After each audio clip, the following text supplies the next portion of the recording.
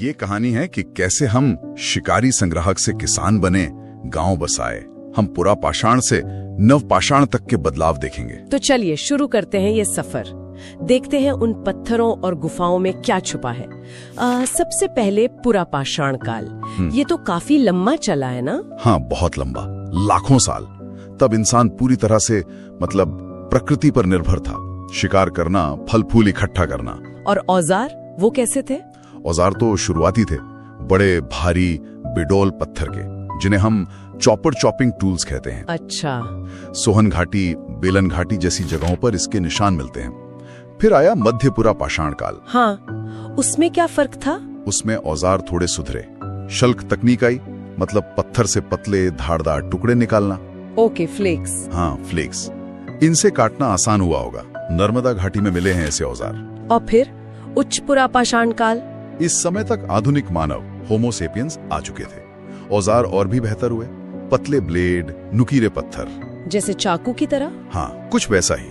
और इसी दौर की हैं भीमबेटका की गुफाएं। भीमबेटका, जहाँ वो शैल चित्र है, कमाल है। बिल्कुल, वो चित्र हमें उस समय के जीवन, उनकी सोच की झलक देते हैं। दुनिया तब काफी ठंडी थी, हिमयुक्ता। तो पुरा पाषाण में शिकारी जीवन, धीरे धीरे सुधरते औजार, फिर मौसम बदला और आया मध्य पाषाण काल। यहाँ क्या खास हुआ औजारों के अलावा? देखिए, यहाँ जलवायु गर्म हुई, पेड़ पौधे जानवर सब बढ़े, तो जीवन शैली पर असर पड़ना ही था। हाँ बिल्कुल। सबसे बड़ा तकनीकी बदलाव था माइक्रोलिथ्स। माइक्रोलिथ्स? हाँ। ये क्या थे? मतलब बहुत छोटे पत्थर के औजार, ज्यामितीय आकार के, त्रिकोण, चौकोर। अच्छा, इतने छोटे? हाँ, शायद इन्हें लकड़ी या हड्डी में लगाकर तीर की नोक या हंसिया जैसा कुछ बनाते होंगे। ओह, यानी ज्यादा कारगर हथियार। हाँ, शिकार और कटाई वगैरह में आसानी हुई। और एक और खास बात। क्या? इसी दौर में पशुपालन के शुरुआती संकेत मिलने लगते हैं। पशुपालन मध्य पाषाण में ही? हाँ, शुरुआती संकेत, जैसे मध्य प्रदेश में आदमगढ़, राजस्थान में बागोर। यहाँ जानवरों की हड्डियों के साथ माइक्रोलिथ्स मिले हैं। शायद ये पालतू बनाने की कोशिश रही हो। दिलचस्प। और गुजरात में लंगनाज, यूपी में सराय नाहर राय, ये भी इसी काल के हैं। जी हाँ, ये महत्वपूर्ण स्थल हैं। ठीक है। तो शिकार के साथ पशुपालन की हल्की शुरुआत। इसके बाद आया नव पाषाण काल। इसे तो क्रांति कहते हैं, क्यों भाई? अरे बिल्कुल सही, नव पाषाण क्रांति, ये नाम एकदम फिट बैठता है। ऐसा क्या हुआ? इंसान ने खेती करना सीख लिया। ये समझना कि बीज बोएंगे तो फसल उगेगी, ये बहुत बड़ा बदलाव था। सही बात है, मतलब अब वो खाना ढूंढने की बजाय खाना उगाने लगा। खाद्य संग्राहक से खाद्य उत्पादक बन गया। तो फिर तो जीवन पूरा बदल गया होगा। बिल्कुल। खेती के लिए एक जगह टिकना पड़ा, तो स्थायी बस्तियां बनी, गांव बसे। पशुपालन भी अब ठीक से होने लगा। और मिट्टी के बर्तन? हाँ, जरूरतें बढ़ी तो मिट्टी के बर्तन बनने लगे, अनाज रखने पकाने के लिए। पहले हाथ से, फिर शायद चाक पर भी। औजार भी अब घिसे हुए पॉलिश वाले बनने लगे, ज्यादा धारदार कुल्हाड़ियां वगैरह। स्थायी गांव, खेती, बर्तन, पॉलिशदार औजार। वाह, कौन सी जगह है जो इस क्रांति का सबूत देती हैं? परीक्षाओं के लिए जरूरी। सबसे अहम है मेहरगढ़, जो अब पाकिस्तान में है। यहाँ खेती पशुपालन के बहुत पुराने सबूत हैं। और भारत में? भारत में कश्मीर में बुर्जहोम और गुफकराल, वहाँ गड्ढों वाले घर मिले हैं, पिट ड्वेलिंग्स, शायद ठंड से बचने के लिए। गड्ढों वाले घर? अच्छा। और वहाँ कब्रों में मालिक के साथ कुत्ते भी दफनाए गए हैं। अरे, मालिक के साथ कुत्ते? और बाकी जगह? बिहार में चिरांद, वहाँ हड्डी के औजार बहुत मिले हैं। यूपी में कोल्हेवा और महागाड़ा, जहाँ से चावल के प्राचीनतम साक्ष्यों में से कुछ मिलते हैं। चावल? और दक्षिण भारत? दक्षिण में मस्की, ब्रह्मगिरी, पिकलीहल, वहाँ रागी जैसे अनाज उगाने और राख के टीले, ऐश माउंड्स मिले हैं। राख के टीले वो कैसे बने? शायद जहाँ मवेशी रखे जाते थे, वहाँ गोबर जमा होकर जल गया हो लंबे समय तक। समझ गया। तो ये था पाषाण काल का पूरा सफर, साधारण पत्थर के औजारों से शुरू होकर खेती और गांव बसाने तक। हाँ, और इन्हीं बदलावों ने आगे चलकर हड़प्पा जैसी सभ्यताओं की नींव रखी। हर काल की अपनी पहचान, अपने औजार, अपनी जगह। पुरा पाषाण के शिकारी, मध्य पाषाण के माइक्रोलिथ्स और नव पाषाण की क्रांति। बिल्कुल। और ये देखना कितना दिलचस्प है कि कैसे माहौल बदला, जरूरतें बदली और इंसान ने नई तकनीकें ईजाद। जहां इंसान ने पहली बार धातु का जादू समझा, ताम्रपाषाण युग। यानी कैल्कोलिथिक एज। वो दौर जब पत्थर के साथ साथ वो चमचमाते तांबे का इस्तेमाल शुरू हुआ। और देखिए, प्रतियोगी परीक्षाओं के लिए भी ये समझना बहुत जरूरी है कि इस एक खोज ने, मतलब तांबे ने, कैसे सब कुछ बदलना शुरू कर दिया। बिल्कुल, ये महज एक धातु की खोज नहीं थी। इसको ऐसे देखना चाहिए कि ये मानव विकास का एक बहुत बड़ा कदम था। हाँ। पत्थर के औजारों पर जो निर्भरता थी, उससे धातु की दुनिया में आना, इसने आने वाले भविष्य की नींव रखी। ये समझना जरूरी है कि ये बदलाव कैसे आया और इसके मायने क्या थे। तो इस युग की सबसे खास पहचान क्या मानी जाए? जाहिर है तांबा, है ना, इंसान द्वारा खोजी गई पहली धातु। हाँ बिल्कुल, तांबा ही। लेकिन क्या इसका असर सिर्फ नए औजारों तक ही सीमित था, या इसने मतलब उस वक्त के समाज को भी बदला? बहुत अच्छा सवाल है। देखिए, तांबे ने सिर्फ बेहतर और शायद ज्यादा टिकाऊ औजार ही नहीं दिए। कैसे? सोचिए ना, धातु को जमीन से निकालना, फिर उसे गलाना, फिर उससे औजार या बर्तन बनाना, इसके लिए खास हुनर चाहिए। हाँ, ये तो है। तो शायद कुछ लोग इन कामों में माहिर हो गए होंगे, एक्सपर्ट बन गए होंगे, और इससे सामाजिक संरचना में धीरे धीरे बदलाव की शुरुआत हुई होगी। दिलचस्प है। और इनके रहन सहन के बारे में क्या पता चलता है? हमने सुना है कि ये लोग ज्यादातर ग्रामीण समुदायों में रहते थे, कोई बड़े शहर नहीं थे इस वक्त। हाँ बिल्कुल, इस दौर के लोग ज्यादातर गाँवों में ही रहते थे। खेती और पशुपालन यही मुख्य आधार थे जीवन के। अच्छा। और एक और दिलचस्प बात इनके अंतिम संस्कार के तरीके में दिखती है। ये शवों को बड़े मिट्टी के मर्तबानों या कहें कलश में रखकर दफनाते थे। हाँ, कलश शवाधान, ये टर्म सुना है जी। ये उनके रीति रिवाजों और शायद पारलौकिक जीवन संबंधी उनकी जो मान्यताएं थी, उनकी तरफ इशारा करता है। और क्या ऐसी कोई चीज थी जिसके बारे में इन्हें जानकारी नहीं थी? परीक्षाओं में अक्सर ये भी पूछ लिया जाता है कि क्या नहीं था इनके पास। हाँ, इसमें दो मुख्य बातें ध्यान रखने लायक है। एक तो इन्हें घोड़े के बारे में जानकारी नहीं थी, कम से कम व्यापक रूप से इस्तेमाल का कोई सबूत नहीं है। अच्छा, घोड़ा नहीं था। और दूसरा ये पकी हुई ईंटों का इस्तेमाल नहीं करते थे। ओह, अच्छा, तो फिर घर कैसे बनाते थे? इसका मतलब यही है कि इनके घर शायद मिट्टी, घास फूस या फिर कच्ची ईंटों के बने होते होंगे, जो बाद की सभ्यताओं जैसे सिंधु घाटी सभ्यता, जहाँ पक्की ईंटों के मजबूत घर मिले हैं, उतने टिकाऊ नहीं रहे होंगे। सही बात है। अच्छा, घरों की बात हुई तो बर्तनों का जिक्र भी जरूरी है। सुनने में आया है कि इनके मिट्टी के बर्तन भी खास थे, उनकी अपनी पहचान थी। बिल्कुल, पुरातत्वविदों के लिए मिट्टी के बर्तन तो एक तरह से उस काल के, आप कह सकती हैं, सिग्नेचर जैसे होते हैं। हाँ। ताम्रपाषाण युग की दो खास शैलियाँ मिलती हैं। एक तो है काले और लाल रंग के बर्तन, ब्लैक एंड रेड वेयर। ये कैसे होते थे? इनमें आमतौर पर अंदर और बर्तन के गले के पास का हिस्सा काला होता था और बाकी का बाहरी हिस्सा लाल। अच्छा, और दूसरी शैली? दूसरी है गेरुए रंग के बर्तन, ओक्रो कलर्ड पॉटरी, OCP। ये खासकर गंगा यमुना का जो दोआब क्षेत्र है, वहाँ ज्यादा मिले हैं।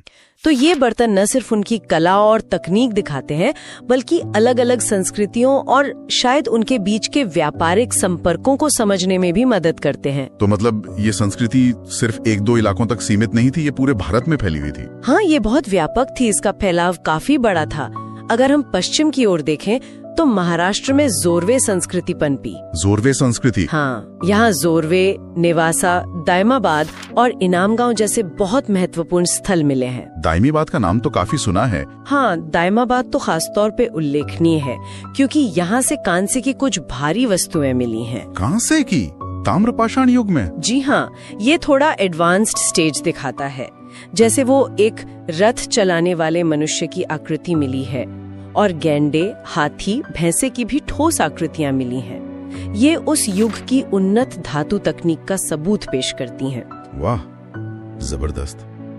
और राजस्थान या मध्य प्रदेश में वहाँ क्या मिला है? दक्षिण पूर्वी राजस्थान में बनास नदी घाटी में आहार और गिलुंद जैसे स्थल मिले हैं। आहार संस्कृति? जी, आहार संस्कृति को ताम्रपाषाण युग के शुरुआती चरणों में गिना जाता है। यहाँ तांबे के औजारों की भरमार मिली है, इसलिए इसे ताम्बवती भी कहते थे शायद। अच्छा, ताम्बवती। और मध्य प्रदेश? पश्चिमी मध्य प्रदेश में मालवा, कायथा और एरण ये प्रमुख स्थल हैं। मालवा संस्कृति खासकर अपने उत्कृष्ट कोटि के मृद भांडों, मतलब बर्तनों के लिए जानी जाती है। बहुत अच्छी क्वालिटी के बर्तन मिले हैं वहां से। तो पश्चिम हो गया, मध्य भारत हो गया, पूर्वी भारत की तरफ भी इसके निशान मिले हैं क्या? जी हाँ, पूर्वी भारत में भी। बिहार में चिरांद और सोनपुर जैसे स्थल हैं, और पश्चिम बंगाल में पांडु राजा ढिबी जो बर्दवान जिले में है, और महिषादल मिदनापुर जिले में, इन जगहों से भी इस युग के प्रमाण मिले हैं। बाप रे, मतलब बिहार बंगाल तक। हाँ, इससे साफ पता चलता है कि तांबे का ज्ञान और उससे जुड़ी जो जीवन शैली थी वो भारत के एक बहुत बड़े भूभाग में फैल चुकी थी, कोई एक जगह सीमित नहीं थी। तो संक्षेप में अगर देखें, पहली धातु तांबे का प्रयोग शुरू हुआ, लोग गाँव में रहते थे, शवों को कलश में दफनाने का रिवाज था, खास तरह के मिट्टी के बर्तन थे, काले, लाल और गेरुए वाले जी। और पूरे भारत में महत्वपूर्ण स्थल फैले थे, जैसे महाराष्ट्र में दायमाबाद, राजस्थान में आहार, एमपी में मालवा और पूर्व में चिरांद तक। ये सब मिलकर एक ऐसी तस्वीर बनाते हैं जहां इंसान तकनीक और समाज के विकास की एक नई सीढ़ी चढ़ रहा था। बिल्कुल, कि इस शुरुआती तकनीक ने, इस ज्ञान ने किस तरह धीरे धीरे कांसे जैसी मिश्र धातु बनाने के आइडिया को या ज्ञान को प्रेरित किया होगा। और ये जो पहल धातु का इस्तेमाल करने वाले समुदाय थे, इनको रोजमर्रा की जिंदगी में क्या अनोखी चुनौतियां झेलनी पड़ती होंगी, जिसके बारे में शायद हम आज पूरी तरह अंदाजा भी नहीं लगा सकते। सही बात है, सोचने वाली बात है। इस पर सोचिएगा जरूर।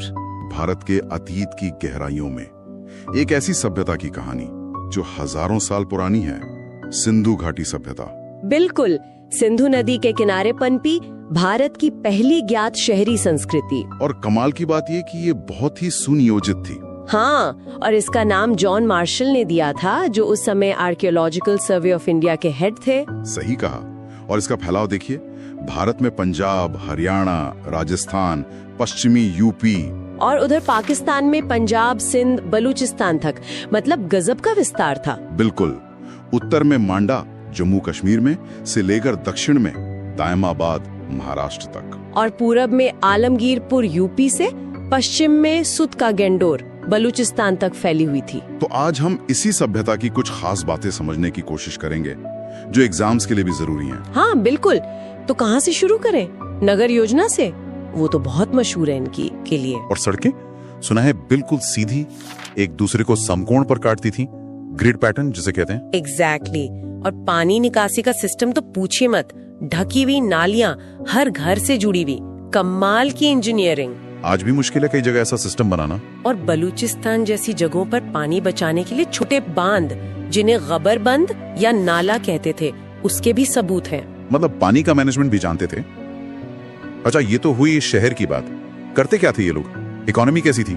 देखिए, सबसे पहले तो ये माना जाता है कि कपास, कॉटन उगाने वाले ये दुनिया के पहले लोग थे। अच्छा, तभी शायद यूनानी से सिंडन कहते थे। हाँ, शायद इसी वजह से।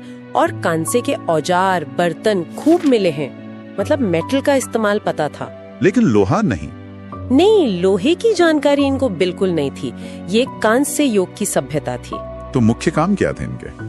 कपड़ा बनाना, ईंटें पकाना, नाव बनाना, और हाँ, मनके और गहने बनाने में ये लोग माहिर थे। बहुत सुंदर ज्वेलरी मिली है। सोना कहाँ से आता था? सोना शायद कर्नाटक से आता था, और जेडाइट जैसा पत्थर तो दूर, असम से, दाऊजली हेडिंग वाले इलाके से। वाह। और मिट्टी के बर्तन, वो तो मिले ही होंगे। हाँ बिल्कुल, चाक पर बने हुए बढ़िया क्वालिटी के मिट्टी के बर्तन मिले हैं। तो मतलब व्यापार भी होता होगा जोरों पर, इतना सब बन रहा था तो। बिल्कुल, हजारों मोहरें मिली हैं, ज्यादातर सेलखड़ी यानी स्टीटाइट की, कुछ टेराकोटा की भी।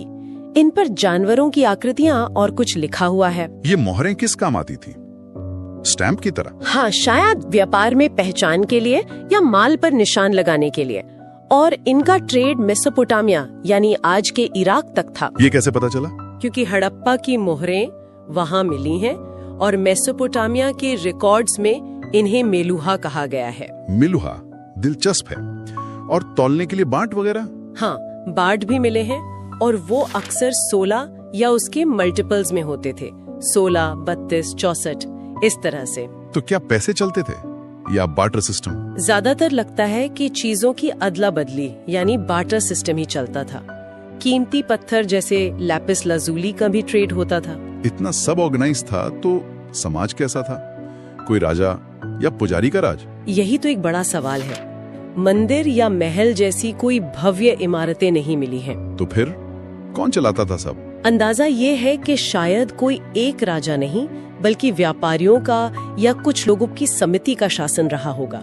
और धर्म, पूजा पाठ? मंदिरों के सबूत तो नहीं है, पर धार्मिक मान्यताएं थीं। जैसे लिंगम और योनि की पूजा के संकेत मिले हैं, मातृ देवी की मिट्टी की मूर्तियां मिली हैं, पेड़ों और पशुओं की पूजा भी होती थी शायद। वो पशुपति वाली मोहर भी तो है। हाँ, एक मोहर पर योगी जैसी मुद्रा में एक आकृति है जिसके चारों ओर। अब मेरा अगला टॉपिक है वैदिक काल। भारतीय इतिहास का आप कह सकते हैं एक बहुत महत्वपूर्ण चरण। इसे समझने के लिए हम इसे दो हिस्सों में देखेंगे, पूर्व वैदिक या ऋग्वैदिक काल और फिर उत्तर वैदिक काल। हमारा मकसद है कि परीक्षा के नजरिए से जो मुख्य बातें हैं उन्हें जल्दी से दोहरा लिया जाए। तो पहले चलते हैं ऋग्वैदिक काल में।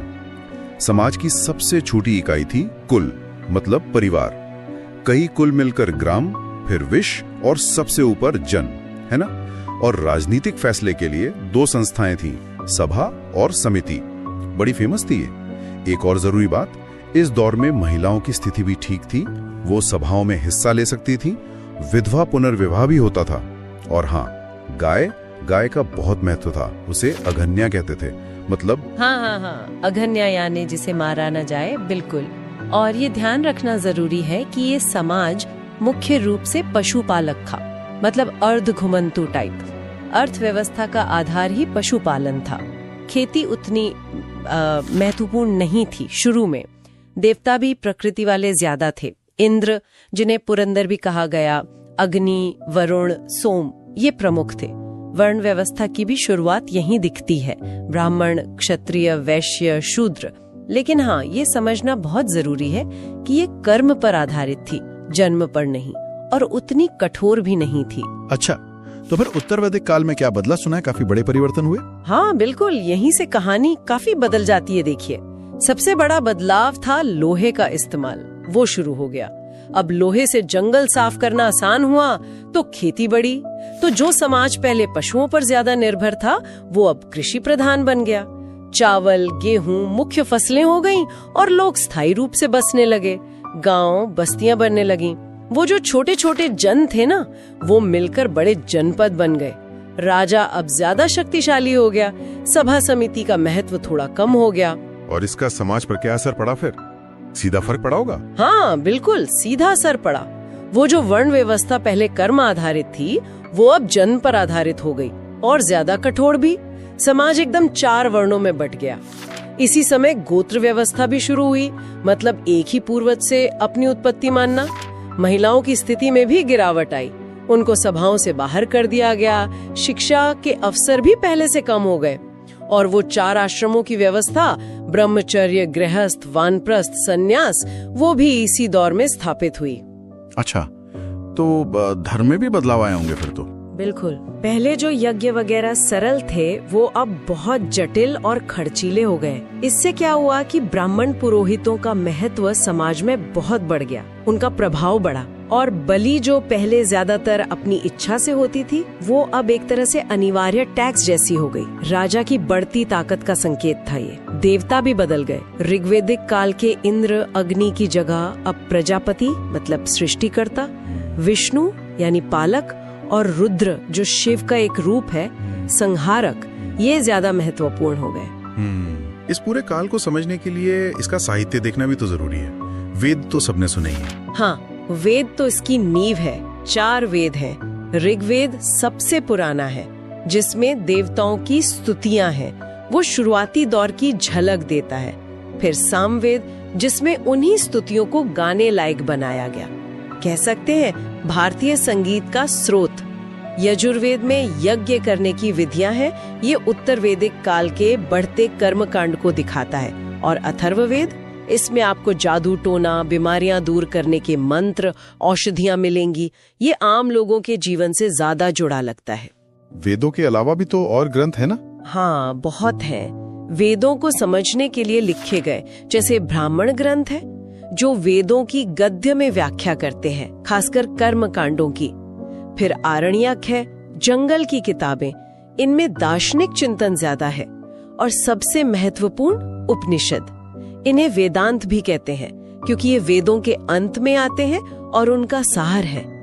इनमें आत्मा, ब्रह्म, कर्म, मोक्ष जैसे बहुत गहरे विषयों पर चर्चा है।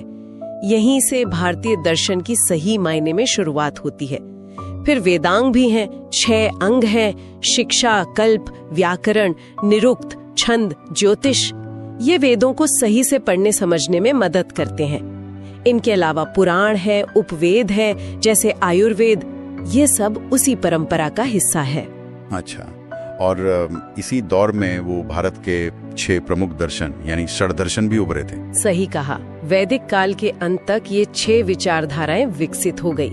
न्याय, जो तर्क पर जोर देता है, वैशेषिक, अणु सिद्धांत वाला, सांख्य, जो दुनिया को पुरुष और प्रकृति से समझता है, ये सबसे पुराना माना जाता है। फिर योग, मन शरीर के नियंत्रण से मोक्ष वाला, पूर्व मीमांसा, जो कर्म कांड पर बल देता है, और उत्तर मीमांसा या वेदांत, जो ज्ञान और उपनिषदों पर केंद्रित है। ये दिखाता है कि उस युग में सिर्फ कर्मकांड ही नहीं बल्कि तर्क और ज्ञान पर भी कितना गहरा विचार हो रहा था। अब मेरा अगला टॉपिक है जैन धर्म। ये एग्जाम्स के लिहाज से काफी जरूरी टॉपिक है। इसकी शुरुआत मतलब तीर्थंकरों से मानी जाती है। मैंने सुना है कुल 24 तीर्थंकर हुए हैं। जी हाँ, बिल्कुल 24। पहले तीर्थंकर थे ऋषभदेव, जिनका प्रतीक चिन्ह बैल था। और खास बात यह है कि इनका जिक्र हमें वेदों में भी मिलता है। अच्छा, वेदों में भी? हाँ। फिर 23वें तीर्थंकर हुए पार्श्वनाथ। ये वाराणसी से थे और इनका प्रतीक था सर्प। सही, लेकिन जोर तो ज्यादातर 24वें तीर्थंकर वर्धमान महावीर पर ही रहता है ना, मतलब सवालों में। हाँ हाँ, बिल्कुल। महावीर स्वामी सबसे प्रमुख हैं। तो उनके जीवन पर थोड़ी बात करते हैं। जन्म 540 ईसा पूर्व के आसपास कुंडग्राम वैशाली में हुआ था, जो अब बिहार में है। जी, कुंडग्राम वैशाली। उनके पिता सिद्धार्थ थे ज्ञात्रिक कुल के प्रधान, और माता त्रिशला वो लिच्छवी राजकुमारी थी।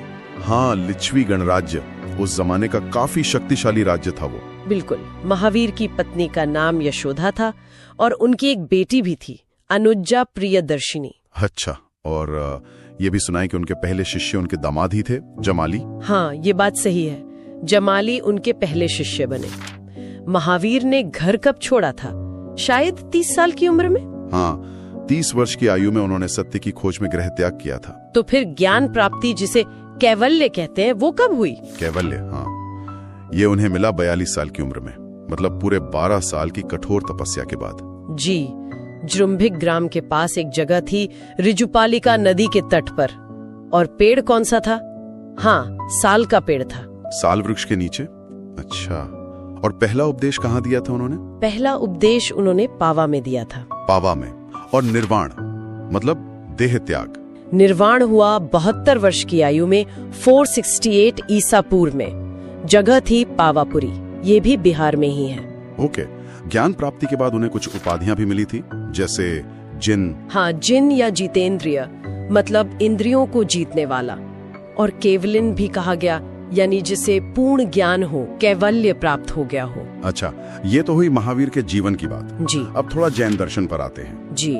इसमें त्रिरत्न का जिक्र आता है बार बार, ये क्या है? जी, त्रिरत्न मतलब 3 रत्न। ये जैन दर्शन का आधार है। सम्यक ज्ञान यानी सही ज्ञान, सम्यक दर्शन मतलब सही विश्वास या नजरिया, और सम्यक चरित्र, और सम्यक चरित्र, बिल्कुल सही आचरण। माना जाता है कि इन्हीं तीनों को फॉलो करके मोक्ष मिल सकता है। और इनके साथ ही 5 महाव्रत भी हैं, 5 व्रत। हाँ, 5 महाव्रत। इनमें है अहिंसा, मतलब किसी को चोट ना पहुंचाना। सत्य, हमेशा सच बोलना। अस्तेय, यानी चोरी न करना। और अपरिग्रह, संपत्ति जमा न करना। हाँ, जरूरत से ज्यादा संपत्ति इकट्ठा न करना। और 5वां है ब्रह्मचर्य, मतलब इंद्रियों पर संयम रखना। ये 5वां व्रत महावीर स्वामी ने जोड़ा था। पहले 4 पार्श्वनाथ के समय से थे। अच्छा, ब्रह्मचर्य महावीर ने जोड़ा, क्यों जोड़ा होगा? कोई खास वजह? हो सकता है उस समय के माहौल को देखते हुए, या फिर भिक्षु संघ को और ज्यादा अनुशासन में रखने के लिए इसकी जरूरत महसूस हुई हो। और जैन धर्म की जो मूल मान्यताएं हैं, ईश्वर के बारे में क्या सोच है? देखिए, जैन दर्शन आत्मा के अस्तित्व में विश्वास रखता है और कर्म के सिद्धांत में भी, मतलब जैसा कर्म वैसा फल। लेकिन ये ईश्वर को सृष्टि के रचयिता के तौर पर नहीं मानता। अच्छा, मतलब ईश्वर में विश्वास नहीं।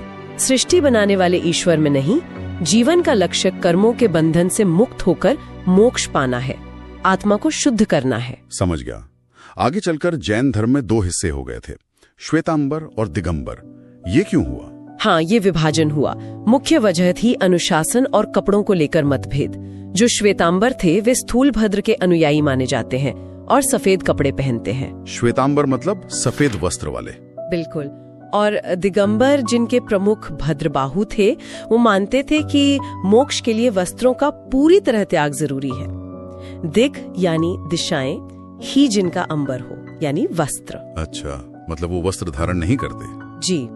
एक कहानी ये भी है कि मगध में जब अकाल पड़ा तो भद्रबाहु अपने कुछ अनुयायियों और कहते हैं चंद्रगुप्त मौर्य के साथ दक्षिण भारत चले गए थे, कर्नाटक में श्रवणबेलगोला।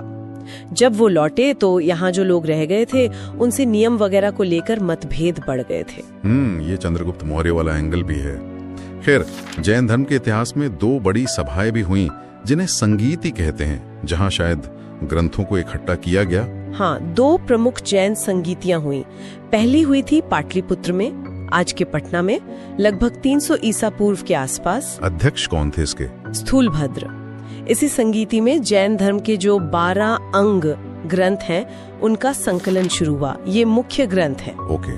और दूसरी संगीति? दूसरी संगीति काफी बाद में हुई, 512 ईस्वी में। ये हुई वल्लभी में, गुजरात में, और इसके अध्यक्ष थे देवर्धि क्षमाश्रमण। अच्छा, वल्लभी गुजरात। इसमें क्या हुआ? इसमें जो 12 अंग थे और साथ में 12 उपांग, जो अंगों की तरह से व्याख्याएं हैं, उनको अंतिम रूप दिया गया, मतलब फाइनली लिख लिया गया। ये दोनों संगीतियां, उनके स्थान और अध्यक्ष अक्सर पूछे जाते हैं परीक्षाओं में। हाँ, ये तो इम्पोर्टेंट है।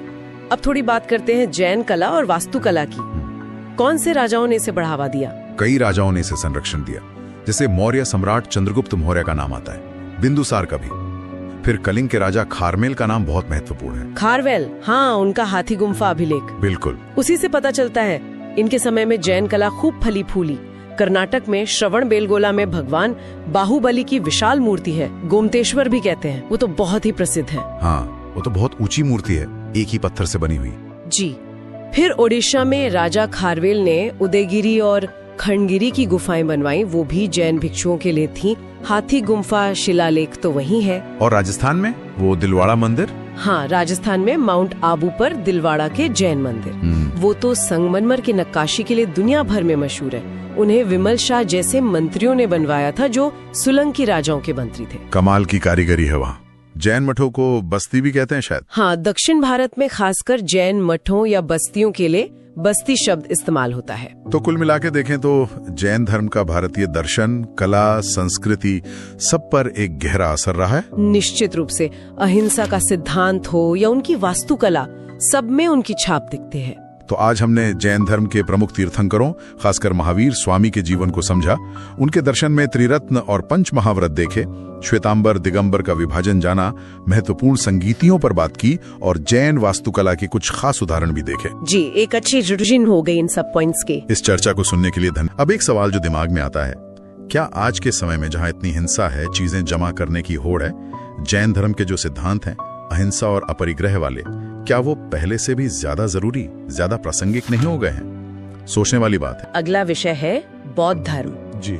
ये प्रतियोगी परीक्षाओं के लिए, मतलब एसएससी, यूपीएससी वगैरह के लिए एक बहुत ही महत्वपूर्ण टॉपिक है। तो चलिए इसके मुख्य पहलुओं को समझते हैं। सबसे पहले गौतम बुद्ध के जीवन की जो प्रमुख घटनाएं हैं उन पर एक नजर डालते हैं। जी। उनका जन्म 563 ईसा पूर्व लुम्बिनी में हुआ था, कपिलवस्तु के पास, शाक्य कुल में। हाँ, पिता शुद्धोधन और माता महामाया, लेकिन उनका पालन पोषण उनकी सौतेली माँ प्रजापति गौतमी ने किया था। अच्छा, और पत्नी यशोधरा, पुत्र राहुल, यहाँ तक तो ठीक है, सामान्य जानकारी। लेकिन जो अहम बात है वो है 29 साल की उम्र में उनका घर छोड़ना। जी, महाभिनिष्क्रमण। हाँ, महाभिनिष्क्रमण। ये एक बहुत बड़ा कदम था। बिल्कुल। और ये सिर्फ घर छोड़ना नहीं था, ये असल में सत्य की खोज का पहला बड़ा कदम था। उनके साथ उनका घोड़ा कंथक और सारथी चन्ना थे। ये नाम भी कभी कभी पूछ लिए जाते हैं। अच्छा। फिर 35 की उम्र में उन्हें ज्ञान मिला उरुवेला में, जो गया के पास है, निरंजना नदी के किनारे बोधि वृक्ष के नीचे, जिसे निर्वाण कहा गया। जी, निर्वाण। यहीं पर सिद्धार्थ गौतम बुद्ध बने। और ज्ञान मिलने के बाद पहला उपदेश वो सारनाथ में दिया था। हाँ, सारनाथ, जिसे ऋषि पत्तन या मृगदाव भी कहते हैं। और उस पहले उपदेश को धर्म चक्र प्रवर्तन कहते हैं, मतलब धर्म के पहिए को चलाना। बिल्कुल सही। और अंत में 483 ईसा पूर्व कुशीनगर में उनका महापरिनिर्वाण हुआ, यानी उनकी मृत्यु। जी।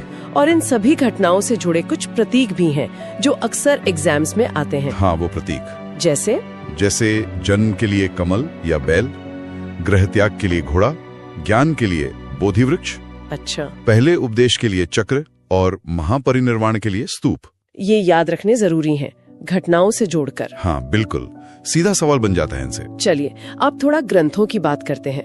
बौद्ध धर्म के जो शुरुआती ग्रंथ हैं वो पाली भाषा में है और इनमें सबसे अहम है त्रिपिटक। त्रिपिटक मतलब 3 पिटारे या टोकरियां। पहला है विनय पिटक। इसमें क्या है? इसमें मठ के नियम हैं, भिक्षुओं के लिए अनुशासन, संघ कैसे चलेगा, ये सब। ठीक है। दूसरा है सुत्त पिटक, ये सबसे बड़ा है। इसमें बुद्ध के उपदेश, उनके संवाद, ये सब शामिल है। अच्छा। और तीसरा है अभिधम्म पिटक। ये थोड़ा दार्शनिक है। इसमें सुत्त पिटक की जो शिक्षाएं हैं उनका विश्लेषण है, उनकी व्याख्या है। तो ये तीनों मिलकर बौद्ध शिक्षाओं का आधार बनाते हैं। जी बिल्कुल। इनके अलावा जातक कथाएं भी हैं, बुद्ध के पिछले जन्मों की कहानियां। हाँ, सुनी है। और वो मिलिंदपन्नो। हाँ, मिलिंदपन्नो भी महत्वपूर्ण है। इसमें यूनानी राजा मिनांडर और बौद्ध भिक्षु नागसेन के बीच प्रश्नोत्तर हैं, काफी रोचक है। कुछ खास शब्द भी हैं जो बार बार आते हैं, जैसे चैत्य, विहार। जरूर। चैत्य होता है पूजा का हॉल या स्थल, विहार होता है भिक्षुओं के रहने की जगह, मतलब मठ। और स्तूप वो गुंबद जैसी संरचना होती है जहाँ बुद्ध या किसी बड़े भिक्षु के अवशेष रखे जाते हैं, जैसे सांची, सारनाथ, बरहूत अमरावती में है। रामभर स्तूप भी है कुशीनगर में। हाँ, और केसरिया बिहार में। और एक शब्द है बोधिसत्व। बोधिसत्व ये क्या है? ये महायान शाखा का एक महत्वपूर्ण विचार है। बोधिसत्व वो हैं जो बुद्धत्व के रास्ते पर हैं, लेकिन अपना निर्वाण टाल देते हैं ताकि दूसरों की मुक्ति में मदद कर सकें। अच्छा, अब आते हैं बौद्ध संगीतियों पर, मतलब काउंसिल्स पर। ये क्यों हुई थी? ये सभाएं मुख्य रूप से बुद्ध के उपदेशों को इकट्ठा करने, उनमें अगर कोई मतभेद हो तो उसे दूर करने और उन्हें सुरक्षित रखने के लिए हुई। 4 प्रमुख संगीतियां मानी जाती हैं। पहली हुई थी 483 ईसा पूर्व में, बुद्ध के महापरिनिर्वाण के तुरंत बाद राजगृह में। जी, अजातशत्रु उस समय संरक्षक थे और अध्यक्ष थे महाकश्यप। यहीं पर विनय और सुत्त पिटक को संकलित किया गया। फिर दूसरी ठीक 100 साल बाद 383 ईसा पूर्व वैशाली में हुई। कालाशोक के समय अध्यक्ष थे सबकामी। यहाँ क्या हुआ? यहाँ अनुशासन के कुछ नियमों पर मतभेद हुआ और संघ 2 हिस्सों में बढ़ गया, स्थविरवादीन और महासांगिक। ये आगे चलकर बड़े संप्रदायों का आधार बने। अच्छा, तीसरी संगीति पाटलिपुत्र में हुई सम्राट अशोक के समय, लगभग 250 ईसा पूर्व। हाँ, अध्यक्ष थे मोगलीपुत्र तिस। इसमें अभिधम्म पिटक को अंतिम रूप दिया गया। और चौथी? वो तो काफी बाद में हुई। जी, चौथी हुई कश्मीर के कुंडलवन में, कनिष्क के समय, लगभग 72 ईस्वी। वसुमित्र अध्यक्ष थे और अश्वघोष उपाध्यक्ष। और यहीं पर बौद्ध धर्म स्पष्ट रूप से हीनयान और महायान में बढ़ गया है ना? बिल्कुल, यहीं ये विभाजन पक्का हो गया। तो ये हीनयान और महायान, इनमें मुख्य अंतर क्या था? देखिए, हीनयान मतलब छोटा वाहन, ये बुद्ध की जो मूल शिक्षाएं थी उन्हीं पर जोर देता था। व्यक्तिगत मुक्ति मतलब अरहत बनना। अच्छा। ये लोग पाली भाषा का प्रयोग करते थे और बुद्ध को एक महापुरुष मानते थे, ईश्वर नहीं। मूर्ति पूजा नहीं करते थे। और महायान यानी बड़ा वाहन, इसमें बोधिसत्व की अवधारणा आई, जो हमने अभी बात की, सभी प्राणियों की मुक्ति का लक्ष्य। इन्होंने संस्कृत का प्रयोग ज्यादा किया और बुद्ध की मूर्ति पूजा भी शुरू की। बाद में एक और शाखा आई, वज्रयान, जिसमें थोड़ा तांत्रिक प्रभाव भी दिखता है। समझ गई। अब आखिर में बौद्ध धर्म का जो मूल दर्शन है, 4 आर्य सत्य, ये क्या है? ये बुद्ध के ज्ञान का सार है, बहुत महत्वपूर्ण। पहला सत्य, संसार में दुख है, मतलब जीवन में दुख मौजूद है। दुख, ठीक है। दूसरा, दुख का कारण है और वो कारण है तृष्णा, यानी इच्छा, लगाव, आसक्ति। दुख समुदाय। अच्छा, इच्छा ही दुख का कारण है। तीसरा, दुख का निवारण संभव है, इस दुख को खत्म किया जा सकता है, इसे कहते हैं दुख निरोध यानी निर्वाण। और चौथा? चौथा, इस दुख निरोध तक पहुंचने का एक मार्ग है, दुख निरोध गामिनी प्रतिपदा। और वही मार्ग है अष्टांगिक मार्ग, है ना, द 8-fold पाथ। बिल्कुल, 8 अंगों वाला मार्ग। सम्यक दृष्टि, सम्यक संकल्प, सम्यक वाक, सम्यक कर्मांत, सम्यक आजीव, सम्यक व्यायाम, सम्यक स्मृति और सम्यक समाधि। सही समझ, सही इरादा, सही वचन, सही कर्म, सही जीविका, सही प्रयास, सही सजगता और सही एकाग्रता। ये सिर्फ नियम नहीं बल्कि जीने का एक तरीका है। हाँ, एक संतुलित व्यवहारिक तरीका जो निर्वाण की ओर ले जाता है। ये दिखाता है कि बौद्ध धर्म सिर्फ पूजा पाठ नहीं, एक गहरा दर्शन भी है। तो ये थी बौद्ध धर्म से जुड़ी कुछ खास बातें जो परीक्षा की तैयारी में यकीनन मदद करेंगी। जी हाँ, और इन्हें सिर्फ रटना नहीं है बल्कि इनके आपसी कनेक्शन को समझना जरूरी है। सही कहा। जैसे ये सोचना कि कैसे एक राजकुमार की व्यक्तिगत खोज एक विश्व धर्म बन गई, जिसके सिद्धांत आज भी कितने प्रासंगिक हैं। ये सोचने वाली बात है कि 2500 साल पुराने दुख और उसके निवारण के ये सिद्धांत आज की भागदौड़ भरी जिंदगी में भी कितने फिट बैठते हैं। अब मेरा अगला टॉपिक है महाजनपद। ये प्राचीन भारत के इतिहास का एक अहम हिस्सा है और खासकर उन लोगों के लिए जो प्रतियोगी परीक्षाओं की तैयारी कर रहे हैं, जैसे SSC, UPSC या फिर स्टेट PCS वगैरह। हाँ बिल्कुल, ये 6ठी शताब्दी ईसा पूर्व के आसपास का समय था जब भारत में अलग अलग हिस्सों में कई बड़े शक्तिशाली राज्य उभर कर आए। उन्हीं को महाजनपद कहा गया और हाँ, इनकी संख्या कुल 16 मानी जाती है। 16 महाजनपद, ठीक है। तो आज हम इन्हीं पर थोड़ी गहराई से बात करेंगे ताकि परीक्षा के नजरिए से जो जरूरी बातें हैं वो समझ आ जाएं। जी, कोशिश यही रहेगी। तो सबसे पहले ये कि हमें इनके बारे में पता कहाँ से चलता है, मतलब ये जो 16 की संख्या है ये कहाँ मिलती है? देखिए, जानकारी के मुख्य स्रोत तो प्राचीन धार्मिक ग्रंथ ही हैं, जैसे बौद्ध साहित्य है, जैन साहित्य है, उनमें इनका जिक्र मिलता है। अच्छा। हाँ, और कुछ पुराने व्याकरण से जुड़े लेखों में भी इनके नाम आते हैं। आमतौर पर ज्यादातर जगहों पर 16 महाजनपदों की सूची मिलती है, हालांकि एक आध जगह संख्या थोड़ी कम ज्यादा भी बताई गई है, पर परीक्षाओं के लिए 16 ही महत्वपूर्ण है। ठीक है, समझ गई। और क्या इन सभी 16 में मतलब शासन एक जैसा ही था या कुछ अलग भी था? नहीं, ये बहुत अच्छा सवाल है। इनमें फर्क था। ज्यादातर में तो राजतंत्र था, मतलब राजा का शासन। जैसा हम आम तौर पर सोचते हैं। हाँ, लेकिन कुछ महाजनपद ऐसे भी थे जो गणतंत्रीय थे, जिन्हें हम रिपब्लिक कह सकते हैं आज की भाषा में। गणतंत्र उस जमाने में, ये तो बड़ी दिलचस्प बात है। ये कैसे काम करते थे फिर? हाँ, ये खास है। गणतंत्रों में क्या था कि शासन किसी एक राजा के हाथ में नहीं था, बल्कि लोगों का कोई समूह या एक संघ, वो मिलकर शासन चलाता था। फैसले साथ में लिए जाते थे। अच्छा, उदाहरण है कोई इसके? बिल्कुल, वज्जी और मल्ल, ये 2 तो बहुत प्रमुख उदाहरण हैं गणराज्यों के।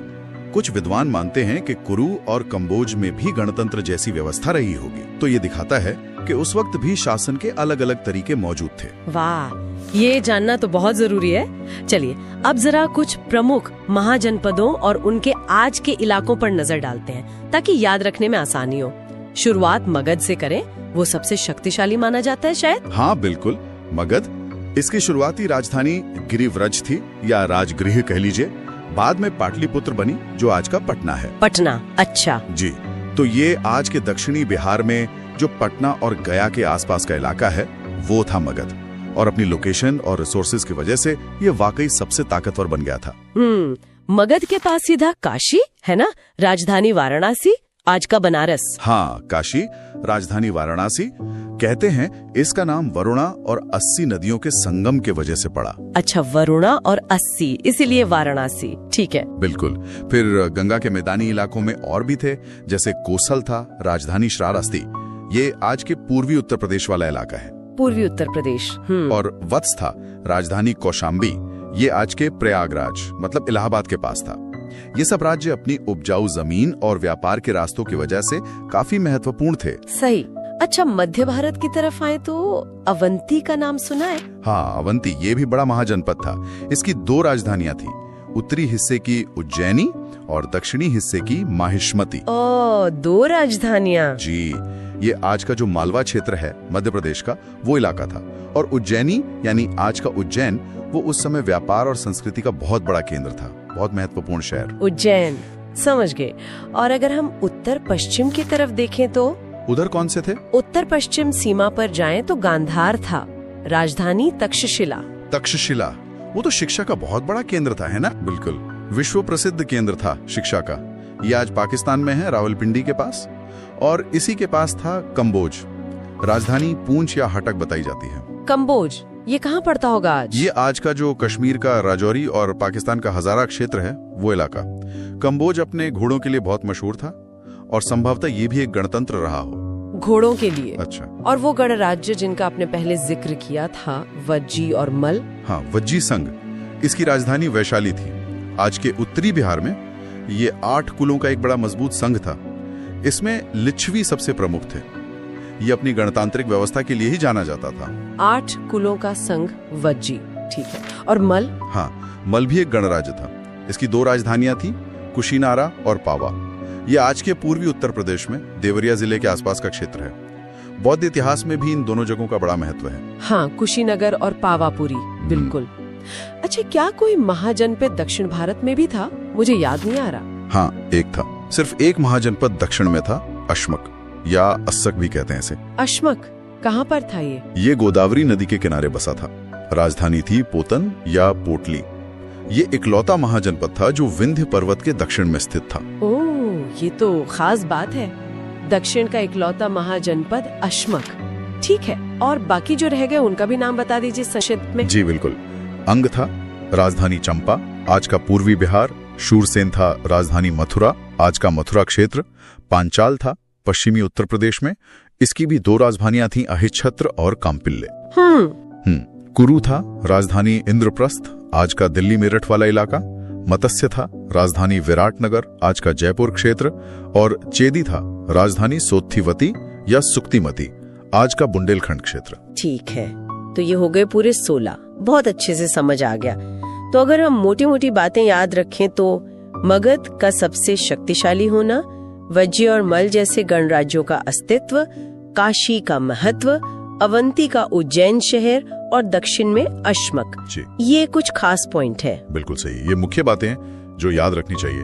और ये सोचना भी बड़ा रोचक है कि कैसे इन हजारों साल पुराने राज्यों और शहरों के नाम आज भी हमारे भूगोल का, हमारे इतिहास का हिस्सा हैं। इनकी विरासत कहीं ना कहीं आज भी जिंदा है। अच्छा, तो अब मेरा अगला विषय है मगध साम्राज्य। ये उन 16 महाजनपदों में से एक था। चलिए इस पर थोड़ी गहराई से बात करते हैं। बिल्कुल, मगध का अध्ययन जरूरी है क्योंकि इसने भारत के पहले, आप कह सकते हैं, बड़े साम्राज्य की नींव रखी। देखिए, किसी भी शक्ति के उदय के पीछे कई कारण होते हैं, है ना? मगध के मामले में देखें तो उसकी भौगोलिक स्थिति, जो नेचुरल रिसोर्सेज थे, और हाँ, जो शासक थे, उनकी नीतियां, इन सब ने मिलकर इसे एक प्रमुख ताकत बनाया। हाँ, जैसे आपने भौगोलिक स्थिति की बात की, इनकी राजधानियों को ही देखें। पहले राजगृह 5 पहाड़ियों से घिरा हुआ, मतलब एक तरह से नेचुरल किला। बिल्कुल बिल्कुल, सुरक्षा की दृष्टि से बहुत महत्वपूर्ण। और फिर बाद में पाटलिपुत्र, वो गंगा और सोम नदियों के संगम पर थी। तो ये तो व्यापार और जलमार्ग दोनों के लिए एकदम सही जगह होगी ना?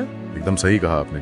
नदियों से आना जाना, व्यापार सब आसान हुआ और सुरक्षा तो थी ही। और एक बहुत बड़ी बात जो अक्सर डिस्कस होती है, वो है लोहे के भंडार। हाँ, लौह अयस्क। जी, इस इलाके में लोहा आसानी से उपलब्ध था। तो इससे क्या हुआ? बेहतर हथियार बने, खेती के लिए अच्छे औजार बने, तो जाहिर है फौजी ताकत भी बढ़ी और खेती में प्रोडक्शन भी बढ़ा, जिससे बड़ी सेना रखना आसान हो गया। अच्छा, तो ये तो हुई लोकेशन और रिसोर्सेज की बात। अब आते हैं राजवंशों पर। हर्यंक वंश से शुरुआत हुई थी, है ना? बिंबिसार। हाँ, हर्यंक वंश, बिंबिसार इसके प्रमुख शासक थे। उन्होंने अंग राज्य को जीता था और आसपास के जो राज्य थे जैसे कोसल, लिच्छवी, मद्र, उनसे वैवाहिक संबंध बनाए। मतलब डिप्लोमेसी और युद्ध दोनों का इस्तेमाल किया अपनी स्थिति मजबूत करने के लिए। काफी रणनीतिक चालें थी। बिल्कुल। फिर उनके बेटे आए, अजात शत्रु। इनके बारे में कहा जाता है कि इन्होंने अपने पिता की हत्या करके गद्दी हासिल की थी। अजातशत्रु ने भी विस्तार जारी रखा। काशी और जो समय का शक्तिशाली वज्जी संघ था, वैशाली वाला, उसको हराया। ये भी सुनने में आता है कि युद्ध में कुछ नई तकनीकें इस्तेमाल की, जैसे वो रथ मूसल और महाशिला कंटक जैसे कुछ इंजिन्स, और किलों की घेराबंदी भी की। अच्छा, और पहली बौद्ध संगीति भी तो इन्हीं के समय हुई थी। जी हाँ, बिल्कुल। पहली बौद्ध संगीति या काउंसिल कह लें, वो अजातशत्रु के संरक्षण में राजगृह में ही हुई थी। और फिर इसी वंश में उदाइन ने राजधानी बदली थी, पाटलिपुत्र ले गए थे। हाँ, उदाइन ने ही राजधानी को राजगृह से पाटलिपुत्र शिफ्ट किया था। हर्यंक वंश के बाद फिर आया शिशुनाग वंश। शिशुनाग वंश, इनकी क्या खास बात थी? शिशुनाग वंश की सबसे बड़ी उपलब्धि मानी जाती है अवंती को जीतना। अवंती भी एक शक्तिशाली महाजनपद था उस समय, तो उसको मगध में मिला लेना एक बहुत बड़ी कामयाबी थी। और इनके समय में दूसरी बौद्ध संगीति हुई वैशाली में। ओके, पहले राजगृह में, फिर वैशाली में, ठीक है। और इसके बाद नंदवंश। जी, फिर आया नंदवंश। इसके संस्थापक थे महापद्म नंद। ये बहुत ही शक्तिशाली शासक माने जाते हैं। इन्हें उपाधियां मिली थी, जैसे एकराट मतलब एकमात्र सम्राट, और सर्व क्षत्रांतक यानी क्षत्रियों का नाश करने वाला। अच्छा, ये उपाधियां तो काफी कुछ बताती हैं उनके बारे में। हाँ, ये दिखाती हैं कि उन्होंने एक बहुत विशाल साम्राज्य बनाया था। शायद निम्न कुल से आते थे, ऐसा भी माना जाता है। इसी वंश के आखिरी शासक थे धनानंद। वो थोड़े अलोकप्रिय थे शायद, और उन्हीं के समय में सिकंदर का आक्रमण हुआ था। हाँ, सिकंदर का आक्रमण। और फिर धनानंद को हटाकर ही तो चंद्रगुप्त मौर्य ने मौर्य वंश की स्थापना की थी, चाणक्य की मदद से। बिल्कुल। नंद वंश का अंत और मौर्य वंश का उदय, ये भारतीय इतिहास का एक बहुत बड़ा मोड़ था। सही कहा। अच्छा, ये तो हुई राजाओं और वंशों की बात, पर उस समय का जो आम जीवन था, समाज, अर्थव्यवस्था, उसके बारे में क्या पता चलता है? देखिए, समाज और अर्थव्यवस्था भी काफी विकसित हो रहे थे। एक खास तरह के मिट्टी के बर्तन मिलते हैं खुदाई में, काले चमकदार। उन्हें नॉर्दर्न ब्लैक पॉलिश्ड वेयर या NBPV कहते हैं। ये उस समय की एक पहचान है, दिखाता है कि पॉटरी बनाने की तकनीक कितनी अच्छी थी। अच्छा, और व्यापार वगैरह के लिए सिक्के चलते थे? हाँ, आहत सिक्के, जिन्हें पंच मार्क कॉइन भी कहते हैं, वो चलन में थे। इनको शायद निष्क या सतमान भी कहा जाता था। ये दिखाता है कि अब बार्टर सिस्टम से आगे बढ़कर मुद्रा का प्रयोग बढ़ रहा था। अर्थव्यवस्था मोनेटाइज हो रही थी। मतलब ट्रेड और कॉमर्स काफी फल फूल रहा होगा। जी, और जो कारीगर थे, व्यापारी थे, उनके अपने संगठन होते थे। श्रेणी कहते थे उन्हें, या गिल्ड। ये श्रेणियां एक तरह से अपने व्यापार को नियंत्रित करती थी, नियम बनाती थी। और खेती, कृषि का क्या हाल था? खेती की बात करें तो सिंचाई की व्यवस्था काफी उन्नत थी। इससे सरप्लस प्रोडक्शन होता था, मतलब जरूरत से ज्यादा अनाज पैदा होता था। और यही अतिरिक्त अनाज था जिससे राजा टैक्स लेता था, सेना रखता था, प्रशासन चलाता था। टैक्स की बात आई तो टैक्स सिस्टम कैसा था? क्या किसान बहुत ज्यादा टैक्स देते थे? एक टैक्स था बलि। ये शायद पहले स्वैच्छिक होता था, पर अब अनिवार्य कर बन गया था। और किसान अपनी उपज का लगभग छठा हिस्सा, मतलब 1/6, राजा को टैक्स के रूप में देते थे। अच्छा, और समाज में कौन लोग प्रभावशाली थे, जैसे गांव का मुखिया वगैरह? हाँ, समाज में अमीर किसान होते थे जिन्हें गहेपति कहा जाता था। ये जमीन के मालिक होते थे। गांव का जो मुखिया होता था उसे भोजक या ग्राम भोजक कहते थे। वो गांव के लेवल पर प्रशासन देखता था, टैक्स कलेक्शन में भी मदद करता था। और टैक्स वसूलने के लिए क्या अलग से अधिकारी भी थे? बिल्कुल। टैक्स सिस्टम काफी ऑर्गेनाइज था। जैसे सामान लाने ले जाने पर सीमा शुल्क यानी कस्टम ड्यूटी लगती थी। इससे वसूलने वाले अधिकारी शौल्किक या शुल्काध्यक्ष कहलाते थे। रास्तों पर चलने का भी टैक्स था, पथकर यानी टोल टैक्स। और जाति व्यवस्था वो कैसी थी? जाति व्यवस्था या वर्ण व्यवस्था वो अब जन्म पर आधारित हो गई थी, मतलब वंशानुगत। तो इन सब बातों का अगर हम निचोड़ निकालें तो मगध के उदय का मतलब क्या था? मतलब ये है कि मगध का शक्तिशाली साम्राज्य बनना सिर्फ लड़ाइयों या राजाओं की महत्वाकांक्षा का नतीजा नहीं था। इसके पीछे एक मजबूत प्रशासनिक ढांचा था, एक विकसित होती अर्थव्यवस्था थी, संसाधनों का सही इस्तेमाल था और एक संगठित टैक्स सिस्टम था। इन सब चीजों ने मिलकर उस साम्राज्य को एक ठोस आधार दिया, उसे टिकाऊ बनाया। ये दिखाता है कि सिर्फ फौजी ताकत नहीं, बल्कि एक अच्छा एडमिनिस्ट्रेशन और इकोनॉमी भी कितनी जरूरी होती है।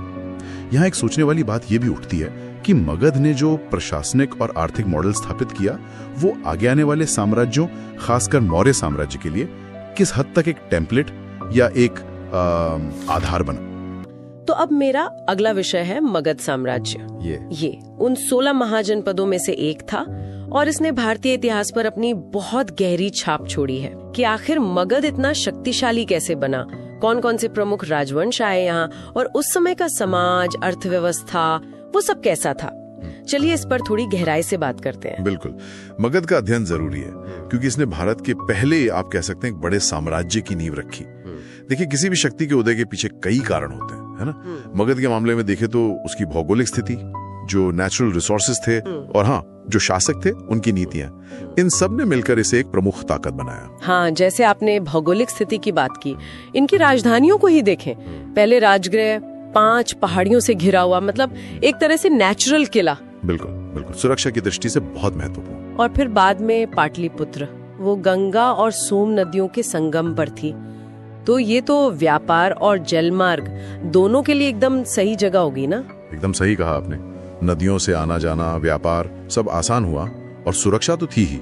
और एक बहुत बड़ी बात जो अक्सर डिस्कस होती है वो है लोहे के भंडार। हाँ, लौह अयस्क। जी, इस इलाके में लोहा आसानी से उपलब्ध था, तो इससे क्या हुआ, बेहतर हथियार बने, खेती के लिए अच्छे औजार बने, तो जाहिर है फौजी ताकत भी बढ़ी और खेती में प्रोडक्शन भी बढ़ा, जिससे बड़ी सेना रखना आसान हो गया। अच्छा, तो ये तो हुई लोकेशन और रिसोर्सेज की बात। अब आते हैं राजवंशों पर। हर्यंक वंश से शुरुआत हुई थी, है ना, बिंबिसार। हाँ, हर्यंक वंश, बिंबिसार इसके प्रमुख शासक थे। उन्होंने अंग राज्य को जीता था और आसपास के जो राज्य थे जैसे कोसल, लिच्छवी, मद्र, उनसे वैवाहिक संबंध बनाए, मतलब डिप्लोमेसी और युद्ध दोनों का इस्तेमाल किया अपनी स्थिति मजबूत करने के लिए। काफी रणनीतिक चालें थी। बिल्कुल। फिर उनके बेटे आए अजातशत्रु। इनके बारे में कहा जाता है कि इन्होंने अपने पिता की हत्या करके गद्दी हासिल की थी। अजातशत्रु ने भी विस्तार जारी रखा।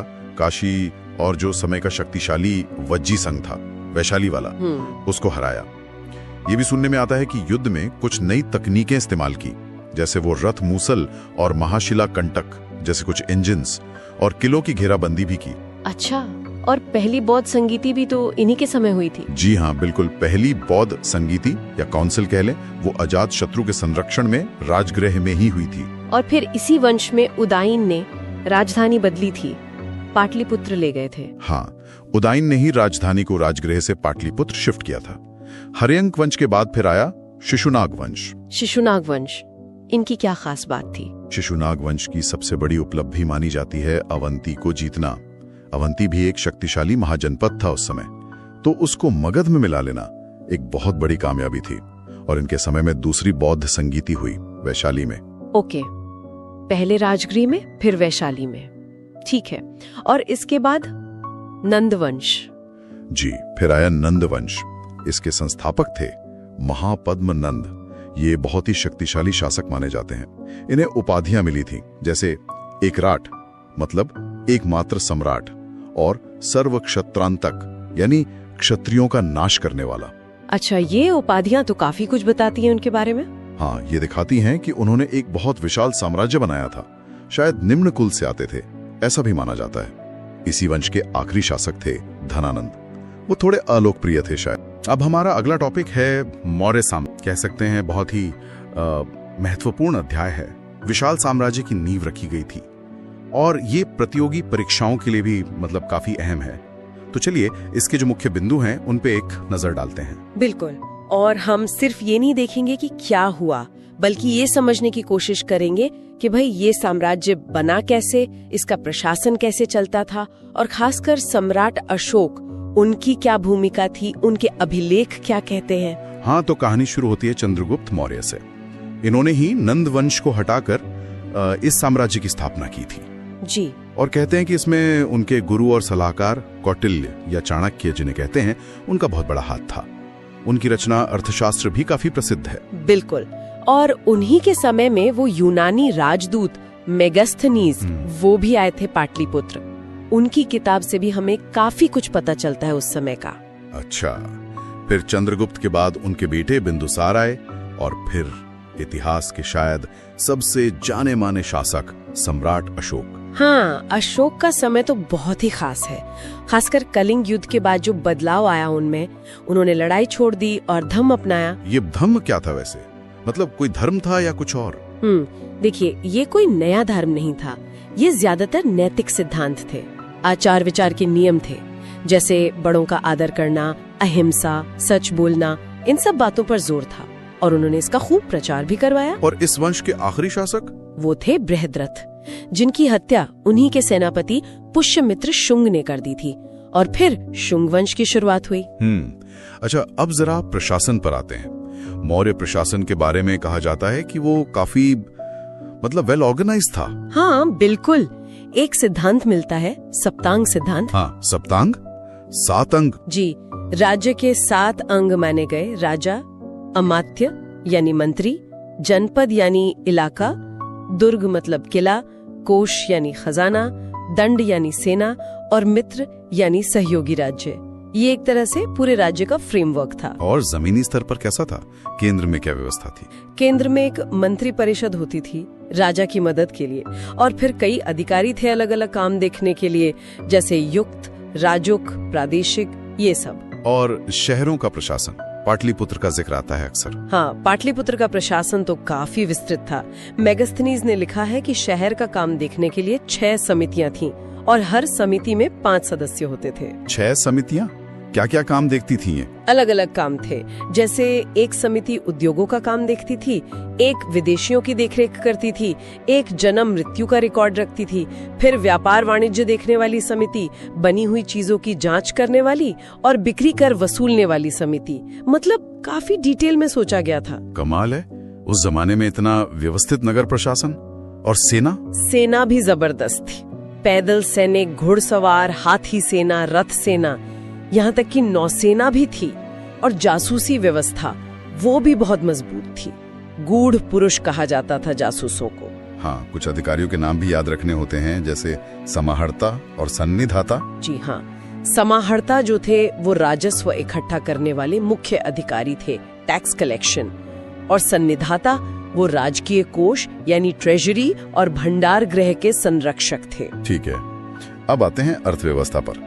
तो जाहिर है कृषि मुख्य आधार रही होगी। बिल्कुल, खेती ही मेन थी और उपज का करीब 6वां हिस्सा टैक्स के रूप में लिया जाता था, जिसे भाग कहते थे। और क्या स्रोत थे आय के? राज्य का कुछ चीजों पर एकाधिकार था, मोनोपोली थी, जैसे खानों पर, जंगलों पर, नमक बनाने पर, शराब बनाने पर। इनसे भी राज्य को आमदनी होती थी। व्यापार कैसा था? व्यापार भी काफी उन्नत था, देश के अंदर भी और बाहर दूसरे देशों से भी।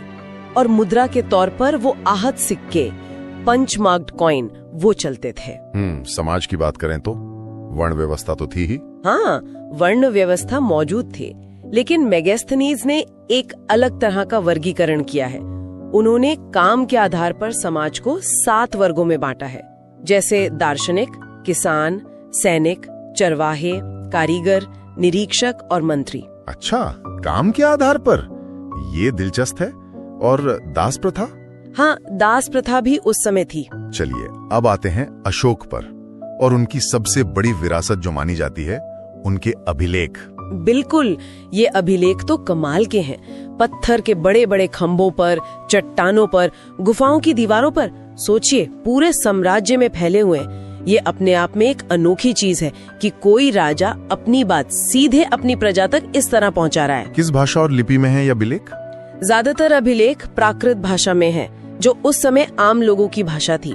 और लिपियों की बात करें तो सबसे ज्यादा ब्राह्मी लिपि का इस्तेमाल हुआ है, जो बाएं से दाएं लिखी जाती है। अच्छा। लेकिन उत्तर पश्चिम भारत में, जो आज पाकिस्तान अफगानिस्तान का इलाका है, वहाँ खरोष्ठी लिपि भी मिली है, जो दाएं से बाएं लिखी जाती थी। और अफगानिस्तान में तो यूनानी और अरामिक लिपियों में भी अभिलेख मिले हैं। यानी जहाँ जैसी जरूरत वैसी लिपि। जी हाँ, ये दिखाता है कि साम्राज्य कितना फैला हुआ था और वो स्थानीय भाषाओं, लिपियों का भी ध्यान रखते थे। और इन अभिलेखों को पढ़ा किसने सबसे पहले? ये भी एक जरूरी सवाल बनता है। हाँ, ये बहुत महत्वपूर्ण है। ब्राह्मी लिपि को सबसे पहले 1837 में जेम्स प्रिंसेप नाम के एक अंग्रेज विद्वान ने पढ़ा था। इसी के बाद हम अशोक और उनके समय के बारे में इतना कुछ जान पाए। मतलब प्रिंसेप ने एक तरह से इतिहास का एक बड़ा दरवाजा खोल दिया। बिल्कुल सही। कुछ अभिलेख और भी खास हैं, जैसे मस्की, गुर्जरा, निट्टूर, उदयगोलम। इन छोटे शिलालेखों में अशोक का नाम अशोक मिलता है, वरना ज्यादातर अभिलेखों में उन्हें दीवाना प्रिय यानी देवताओं का प्रिय या प्रियदर्शी यानी प्रियदर्शी कहा गया है। अच्छा, नाम सिर्फ कुछ ही जगह मिलता है। और वो बराबर पहाड़ियों वाली गुफाएं, हाँ बराबर पहाड़ियों में जो गुफाएं हैं वो अशोक ने आजीविक संप्रदाय के साधुओं को दान में दी थी। इसका भी जिक्र अभिलेखों में है। तो इन अभिलेखों से हमें अशोक के धम्म, उनके प्रशासन, उनकी सोच, उस समय के समाज, सबके बारे में बहुत जानकारी मिलती है। तो अगर हम सार निकालें तो मौर्य साम्राज्य भारत का पहला बड़ा सेंट्रलाइज्ड एम्पायर था और उसका प्रशासन काफी मजबूत था। बिल्कुल। और अशोक ने युद्ध छोड़कर धम्म को अपनाया, शांति और नैतिकता पर जोर दिया और अभिलेखों के जरिए अपनी प्रजा से बात की। ये उस जमाने के हिसाब से बहुत ही आगे की सोच थी, बहुत अनोखी बात थी। हाँ, इसका असर तो भारतीय इतिहास पर बहुत गहरा रहा है। निश्चित रूप से उनकी प्रशासनिक और नैतिक विरासत का प्रभाव आज भी हम कहीं न कहीं देख सकते हैं। ये सोचने वाली बात है कि मौर्य काल की जो प्रशासनिक व्यवस्था थी, खासकर नगर प्रबंधन या उनका टैक्स सिस्टम, उसमें से क्या आज भी हमारे लिए कुछ सीखने लायक हो सकता है? क्या कुछ प्रासंगिक है आज भी? उम्मीद है मौर्य साम्राज्य पर ये चर्चा आपके रिवीजन में मददगार रही होगी। जी, अब मेरा अगला टॉपिक है मौर्योत्तर काल, मौर्य साम्राज्य के पतन के बाद का वो समय। हमारे पास जो जानकारी है उसमें दिखता है कि ये एक ऐसा दौर था जब भारत में कोई एक केंद्रीय शक्ति नहीं थी। तो चलिए इस बिखरे हुए लेकिन हाँ बेहद अहम दौर की मुख्य बातों को समझने की कोशिश करते हैं। बिल्कुल, ये समझना जरूरी है क्योंकि इसी दौर में शुंग, कण्व, सातवाहन जैसे जो भारतीय राजवंश थे वो अपनी पहचान बना रहे थे। तो वहीं शक, कुषाण, पार्थियन और हिंद यवन जैसे बाहरी शासक भी भारतीय उपमहाद्वीप पर अपना गहरा असर छोड़ रहे थे। हम इन सभी के सबसे महत्वपूर्ण पहलुओं पर गौर करेंगे। ठीक है, तो मौर्यों के ठीक बाद आते हैं शुंग वंश। 185 बीसी से 73 बीसी तक इनके संस्थापक थे पुष्यमित्र शुंग। मौर्यों के सेनापति थे ये। राजधानी पाटलिपुत्र और मध्य प्रदेश में विदिशा थी। हाँ, पुष्यमित्र शुंग वैदिक धर्म के अनुयायी थे, लेकिन एक दिलचस्प बात यह है कि उन्होंने बौद्ध कला को भी संरक्षण दिया। अच्छा। जैसे भरहुत स्तूप के पुनर्निर्माण से पता चलता है। और उनके बेटे अग्निमित्र तो कालिदास के प्रसिद्ध नाटक मालविकाग्निमित्रम के नायक भी हैं। हाँ, ये तो सुना है। शुंगों का अंत फिर कण्व वंश के वासुदेव ने किया। अच्छा, तो शुंगों के बाद कण्व वंश आया 73 बीसी से 28 बीसी तक। संस्थापक वासुदेव जी। राजधानी पाटलिपुत्र ही रही। इनका शासनकाल तो काफी छोटा रहा। फिर सही कहा। जल्द ही इन्हें दक्कन की एक बड़ी शक्ति सातवाहन वंश के सिमुक ने हरा दिया। हाँ, सातवाहन। हाँ, और यहीं से सातवाहनों का प्रभावशाली दौर लगभग 60 बीसी से 225 एडी तक वो शुरू होता है। सिमुक संस्थापक थे। हाँ, लेकिन सबसे प्रसिद्ध शासक गौतमीपुत्र सातकर्णी माने जाते हैं। गौतमीपुत्र सातकर्णी, जिन्होंने शकों को हराया था। जी बिल्कुल, शकों को हराया था। सातवाहनों की एक बहुत ही अनोखी बात थी, वो मातृनाम पद्धति वाली, मेट्रोनॉमिक्स जिसे कहते हैं। हाँ, राजा अपने नाम के आगे अपनी माँ का नाम लगाते थे, जैसे गौतमी पुत्र। बिल्कुल, गौतमी का पुत्र। लेकिन ये जानना भी जरूरी है कि राज सिंहासन का उत्तराधिकार पिता से पुत्र को ही मिलता था, पैट्रिलिनियल ही था। सही कहा, उत्तराधिकार पितृवंशीय ही था और उन्होंने ही ब्राह्मणों और बौद्ध भिक्षुओं को कर मुक्त भूमि दान देने की प्रथा शुरू की। इसका आगे चलकर समाज पर गहरा असर पड़ा। भूमि दान की शुरुआत। हाँ, और उन्होंने सीसे के सिक्के भी जारी किए, लीड कॉइन्स। अच्छा, सीसे के? वो तो काफी अलग है। जी, उस समय के लिए काफी अलग था। हाँ, उनकी वास्तुकला भी अद्भुत है। चट्टानों को काट कर बनाए गए चैत्य और विहार। हाँ, अजंता एलोरा जैसे। जी, अजंता एलोरा और अमरावती, नागार्जुन कोंडा में भी मिलते हैं। इनकी राजभाषा प्राकृत थी। तो ये थे कुछ प्रमुख देसी राजवंश। लेकिन जैसा हमने शुरू में कहा, इसी दौर में मध्य एशिया से भी कई समूह भारत आए। इनमें सबसे पहले थे हिंद यवन, इंडो ग्रीक्स। हाँ, ये बैक्ट्रिया के शासक थे और हिंदू कुश पर्वत पार करके भारत आने वाले पहले बाहरी शासकों में से थे।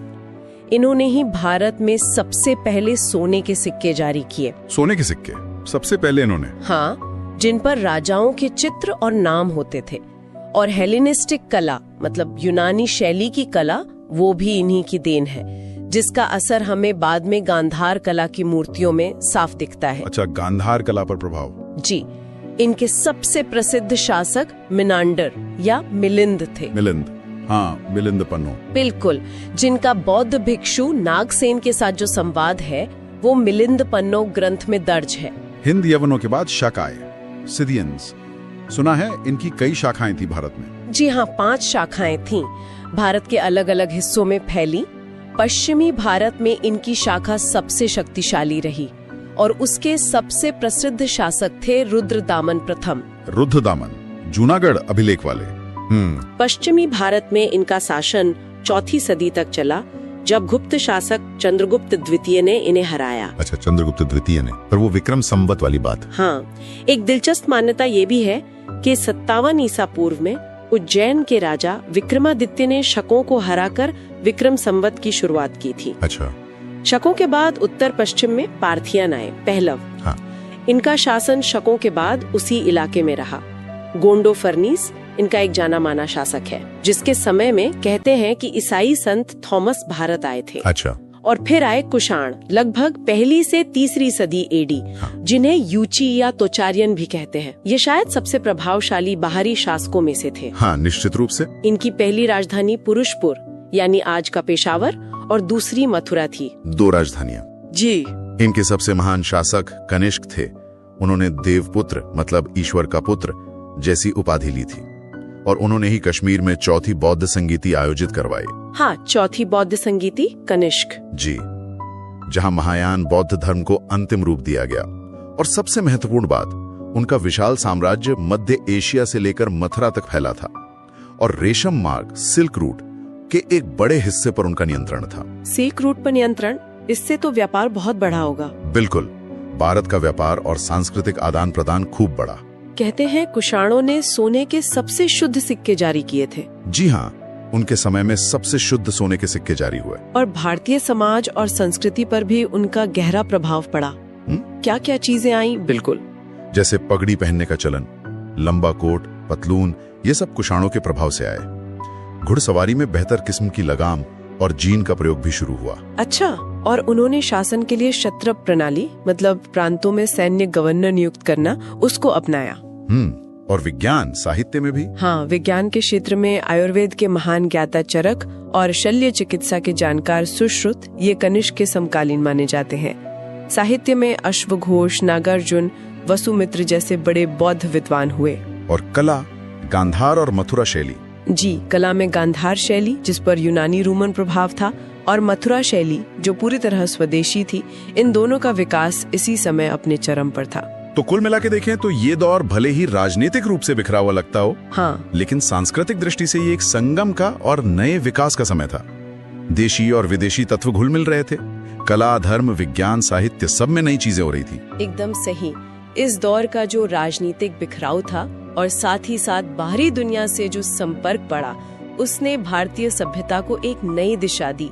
और ये समझना जरूरी है कि कैसे इन घटनाओं ने आगे चलकर गुप्त काल और उसके बाद की भारत की नींव रखी। हाँ, और सोचने वाली बात यह भी है कि क्या ये जो राजनीतिक अनेकता थी, इसी ने विभिन्न संस्कृतियों को फलने फूलने और आपस में मिलने का मौका दिया, जिससे वो एक मिलीजुली संस्कृति बनी, जिसे हम आज भारतीय संस्कृति कहते हैं।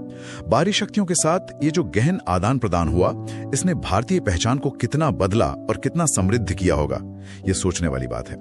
अब मेरा अगला विषय है संगम युग। ये प्राचीन दक्षिण भारत, खासकर जो तमिल प्रदेश का इतिहास है, उसका एक बहुत ही दिलचस्प और जरूरी दौर है। बिल्कुल। इस समय में मुख्य तौर पर हम 3 राज्यों का जिक्र सुनते हैं, चोल, चेर और पांड्य। हाँ, ये 3 सबसे महत्वपूर्ण थे। चलिए शुरुआत पांड्यों से करते हैं। इनका इलाका था दक्षिणी तमिलनाडु, है ना?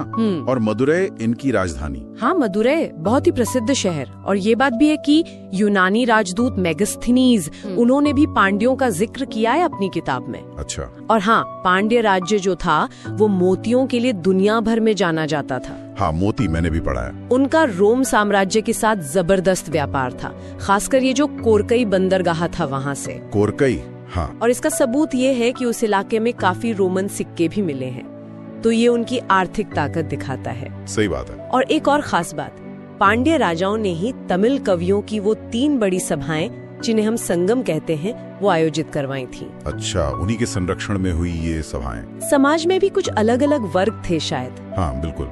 जैसे जो शासक वर्ग था उनको अरसर कहते थे, अरसर। और जो अमीर किसान थे वो वेल्लालर कहलाते थे। और एक निचला तबका भी था, कड़ैसियर। कड़ैसियर, ठीक है। बिल्कुल। अच्छा, अब पांड्यों के थोड़ा उत्तर पूर्व में चलें तो कावेरी नदी का जो डेल्टा है, बड़ा उपजाऊ इलाका, वहाँ था चोलों का राज। चोल, हाँ। उरैयूर और पुहार, जिसको कावेरी पट्टिनम भी कहते हैं, वो इनकी राजधानियां रहीं। और चोलों का नाम शायद सूती कपड़े के व्यापार से जुड़ा है। हाँ बिल्कुल, सूती कपड़ा इनका मुख्य व्यापार था। अच्छा, इनके राजाओं में करिकाल का नाम बहुत आता है। हाँ, सबसे ताकतवर राजा माने जाते हैं। हाँ, करिकाल। उन्होंने वेन्नी की लड़ाई जीती थी, जो काफी महत्वपूर्ण मानी जाती है, और उन्होंने चोल शक्ति को काफी बढ़ाया था। और इनका निशान वो बाघ था शायद। जी हाँ, बाघ, चोलों का प्रतीक चिन्ह। ठीक है, तो ये हो गए चोल। अब चेर राज्य की बात करें, ये आजकल का केरल और तमिलनाडु का कुछ हिस्सा यही था ना? हाँ बिल्कुल, आधुनिक केरल और तमिलनाडु का कुछ हिस्सा मिलाकर। इनकी राजधानी वंची या करुवूर थी। चेरों का भी रोम से अच्छा खासा व्यापार था, सुना है। मुजरिस और थोंडी ये इनके बड़े बंदरगाह थे। हाँ, मुजरिस तो बहुत ही फेमस पोर्ट था उस समय का। कहते हैं कि इनके इलाके में रोमन देवता ऑगस्टस का एक मंदिर भी था। सच में? ऑगस्टस का मंदिर? ये तो दिखाता है कि रिश्ते कितने गहरे थे। मतलब बिल्कुल, व्यापारिक और सांस्कृतिक दोनों तरह के। इनका जो राज चिन्ह था वो था धनुष बाण। धनुष बाण, ठीक है। और चेरों में सबसे प्रसिद्ध शासक वो हुए सेनगुट्टुवन। उन्हें लाल चेर या भला चेर भी कहते हैं। लाल चेर। और उन्होंने काफी अनोखी पूजा शुरू की थी, पत्तिनी पूजा। इसमें कन्नगी नाम की एक पतिव्रता स्त्री को देवी मानकर पूजा जाता था। कन्नगी पूजा, ये तो काफी अलग बात है। उस समय की सोच पर भी रोशनी डालती है ये। हाँ, ये सतीत्व की देवी के रूप में पूजी जाती थी। वाकई दिलचस्प। अच्छा, अब जरा उस दौर के साहित्य पर आते हैं। संगम साहित्य, ये तो बहुत विशाल है ना? हाँ, बहुत समृद्ध साहित्य है। इसको मोटे तौर पर हम 2 हिस्सों में देख सकते हैं। कैसे? एक है कथात्मक या वर्णनात्मक साहित्य, जिसे मेल कन्नुकु कहते हैं। इसमें 18 प्रमुख रचनाएं हैं, थोड़ी लंबी कविताएं टाइप की। मेल कन्नुकु, ठीक है। और दूसरा है उपदेशात्मक साहित्य, यानी किलकन्नुकु। इसमें भी 18 रचनाएं हैं, पर ये छोटी हैं, नीति वाली कविताएं हैं। अच्छा, छोटी नीति वाली। इसमें वो अहम और पुरम वाला कॉन्सेप्ट भी आता है ना? बिल्कुल। ये संगम साहित्य के 2 मुख्य विषय थे। अहम मतलब अंदरूनी बातें, जैसे प्यार, निजी भावनाएं, प्रेम वगैरह। हाँ। और पुरम मतलब बाहरी दुनिया की बातें, जैसे युद्ध, वीरता, राजाओं की प्रशंसा, सार्वजनिक जीवन। हाँ, और पुरम, समझ गया। इसी साहित्य में हमें एत्तु तो गई मतलब 8 संकलन और पत्तू पाट्टू यानी 10 गीत जैसे महत्वपूर्ण संग्रह मिलते हैं। एत्तु तो गई और पत्तू पाट्टू। और हाँ, एक बहुत ही महत्वपूर्ण ग्रंथ है तोल काप्यम। ये दूसरा जो संगम हुआ था उसका माना जाता है, और ये एक तमिल व्याकरण का ग्रंथ है। व्याकरण ग्रंथ तोल काप्यम जी। और इसके अलावा शिलप्पाधिकारम और मणिमेकलई जैसे प्रसिद्ध महाकाव्य भी इसी दौर की देन है। वाह, काफी कुछ लिखा गया है। मतलब एक और चीज जो ध्यान में आती है वो है तिड़ई की अवधारणा। वो क्या थी? हाँ, ये बहुत खास है संगम युग की। तमिल प्रदेश को उन्होंने 5 अलग अलग भौगोलिक क्षेत्रों में बांटा था। 5 क्षेत्र? कौन कौन से? पहाड़ी इलाका था कुरिंजी, जंगल वाला मुल्लय, खेती वाली जमीन मरुतम, समुद्र तट नेतल और सूखा रेगिस्तानी जैसा इलाका पालय। कुरिंजी, मुल्लय, मरुथम, नेतल, पालय। भी कि वहाँ अहम की कविताएं ज्यादा होंगी या पुरम की, ये भी जुड़ा होता था। अच्छा, मतलब भूगोल का असर लोगों के जीवन और साहित्य पर भी था। बिल्कुल, इसने वहाँ के जीवन को बहुत गहराई से प्रभावित किया। और एक चीज, अशोक के शिलालेखों में भी तो इन राज्यों का जिक्र मिलता है ना? चोल, पांड्या, सत्यपुत्र और चेरपुत्र। हाँ बिल्कुल सही। अशोक के अभिलेखों में इन दक्षिणी राज्यों का उल्लेख है, जो दिखाता है कि ये उस समय कितने महत्वपूर्ण थे। ब्राह्मणों का भी उल्लेख मिलता है। तो अगर हम सार देखें तो संगम युग में दक्षिण भारत में एक काफी व्यवस्थित राजनीतिक ढांचा था, जिसमें ये 3 बड़े राज्य थे, चोल, चेर, पांड्य। व्यापार खासकर रोम के साथ बहुत उन्नत था, जिसने अर्थव्यवस्था को मजबूती दी। हाँ, वो रोमन सिक्कों वाली बात। जी। और सबसे बढ़कर इस युग ने हमें एक शानदार तमिल साहित्य दिया। ये संगम साहित्य उस समय के समाज, संस्कृति और लोगों की सोच को समझने का एक अनमोल खजाना है। बिल्कुल। तो श्रोताओं के लिए एक सवाल छोड़ जाते हैं सोचने को। संगम साहित्य की ये जो थीम है, अहम और पुरम या फिर वो कन्नगी पूजा जैसी अनोखी परंपराएं, ये उस दौर की जो उत्तर भारतीय संस्कृति थी उससे कितनी अलग लगती हैं, और ये फर्क दक्षिण भारत की अपनी एक विशिष्ट पहचान को कैसे दिखाते हैं, इस पर जरूर सोचिएगा। हाँ, ये एक अच्छा सवाल। अब मेरा अगला विषय है गुप्त काल। ये लगभग 310 ईस्वी से 540 ईस्वी तक का समय है। जी, गुप्त काल काफी महत्वपूर्ण दौर रहा है भारतीय इतिहास का। हाँ, तो हमारे पास जो जानकारी है उसके हिसाब से हम इसके खास शासकों, उनके काम, शासन और थोड़ी संस्कृति पर बात करेंगे। बिल्कुल, ताकि जो प्रतियोगी परीक्षाओं की तैयारी कर रहे हैं उनके लिए जरूरी बातें साफ हो जाएं। हाँ, मतलब श्रीगुप्त से शुरू करते हैं, फिर चंद्रगुप्त प्रथम, समुद्रगुप्त, चंद्रगुप्त द्वितीय और कुमारगुप्त प्रथम तक। ठीक है, तो शुरुआत श्रीगुप्त से हुई, जिन्हें महाराज की उपाधि मिली थी। वो संस्थापक थे। संस्थापक, लेकिन असली संस्थापक तो शायद चंद्रगुप्त प्रथम को मानते हैं, है ना? हाँ, ज्यादातर यही माना जाता है। उनकी उपाधि भी देखिए महाराजा धीराज थी। अच्छा, तो ये उपाधि बड़ी थी श्रीगुप्त से। जी, और इन्होंने ही 319 ईस्वी में गुप्त संवत की शुरुआत की, ऐसा माना जाता है। और वो लिच्छवी राजकुमारी कुमार देवी से विवाह, वो भी तो खास था। हाँ बिल्कुल, वो सिर्फ शादी नहीं थी, एक तरह का राजनीतिक गठबंधन था। इससे उनकी ताकत बढ़ी। और एक और बात, सोने के सिक्के, हाँ, वो इन्होंने शुरू किए थे। जी, ये पहले गुप्त शासक थे जिन्होंने सोने के सिक्के जारी किए। अच्छा, इनके बाद फिर समुद्रगुप्त आए 335 ईस्वी के आसपास। हाँ, समुद्रगुप्त, इनकी उपाधियां भी दिलचस्प है। कविराज, लिच्छवी दोहित्र। कविराज मतलब कविता भी करते थे। हाँ, कला प्रेमी भी थे। और लिच्छवी दोहित्र क्योंकि उनकी माँ कुमार देवी लिच्छवी राजकुमारी थी। ओह सही। और इनकी जानकारी का मुख्य स्रोत वो प्रयाग प्रशस्ति है, इलाहाबाद वाला स्तंभ लेख। बिल्कुल, उसी से उनकी विजयों का पता चलता है। जबरदस्त सेनापति थे वो। हाँ, मैंने पढ़ा है। उत्तर भारत मतलब आर्यावर्त के 9 राजा और दक्षिणापथ यानी दक्षिण भारत के 12 राजाओं को हराया। और वो जंगली इलाके 8वें राज्य भी। जी, उन्हें भी जीता। उनकी सैन्य पहुंच काफी वसी थी और उन्होंने कई तरह के सिक्के भी चलाए थे। कमाल है। अच्छा, फिर आते हैं चंद्रगुप्त द्वितीय 380 ईस्वी से। इनका नाम तो बहुत सुना है, विक्रमादित्य। हाँ, विक्रमादित्य, ये बहुत प्रसिद्ध उपाधि है इनकी। और भी उपाधियां थी, देवगुप्त, देवराज, देवश्री और शकारी। शकारी मतलब शकों को हराने वाले। जी हाँ। शकों का उन्मूलन इनकी एक बड़ी सैन्य उपलब्धि मानी जाती है। और इन्होंने भी विवाह संबंधों का इस्तेमाल किया था, है ना? बिल्कुल।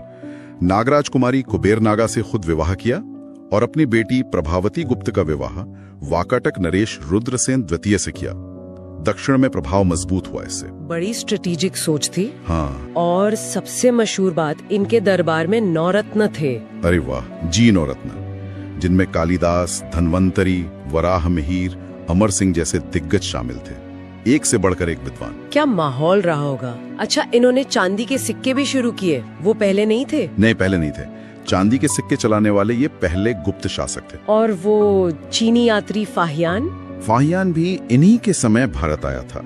उसके विवरण से उस समय के समाज और जीवन के बारे में काफी कुछ पता चलता है। और उज्जैन को दूसरी राजधानी भी इन्होंने ही बनाया। जी, उज्जैन उस समय एक बड़ा व्यापारिक और सांस्कृतिक केंद्र बन गया था।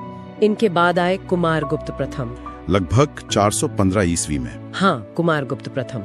इनका सबसे महत्वपूर्ण काम शायद नालंदा विश्वविद्यालय की स्थापना है। नालंदा, बिल्कुल। शिक्षा का इतना बड़ा केंद्र, ये तो बहुत बड़ी देन है। निश्चित रूप से। ये खुद कार्तिकेय के उपासक थे। और इसी दौर में कालिदास के अलावा वात्स्यायन, विष्णु शर्मा जैसे लेखक भी हुए। जी हाँ, इसी काल से संबंधित माने जाते हैं। गुप्त काल साहित्य और कला के लिए भी स्वर्ण युग जैसा था।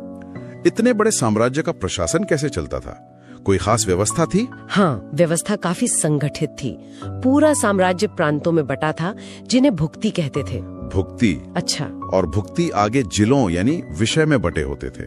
और सबसे छोटी इकाई थी ग्राम यानी गांव। और इनके अधिकारी? भुक्ति का प्रमुख उपरिक कहलाता था और विषय का प्रमुख विषयपति। और जैसे न्याय या सेना के लिए कौन थे? उनके लिए महादंड नायक जैसे पद थे।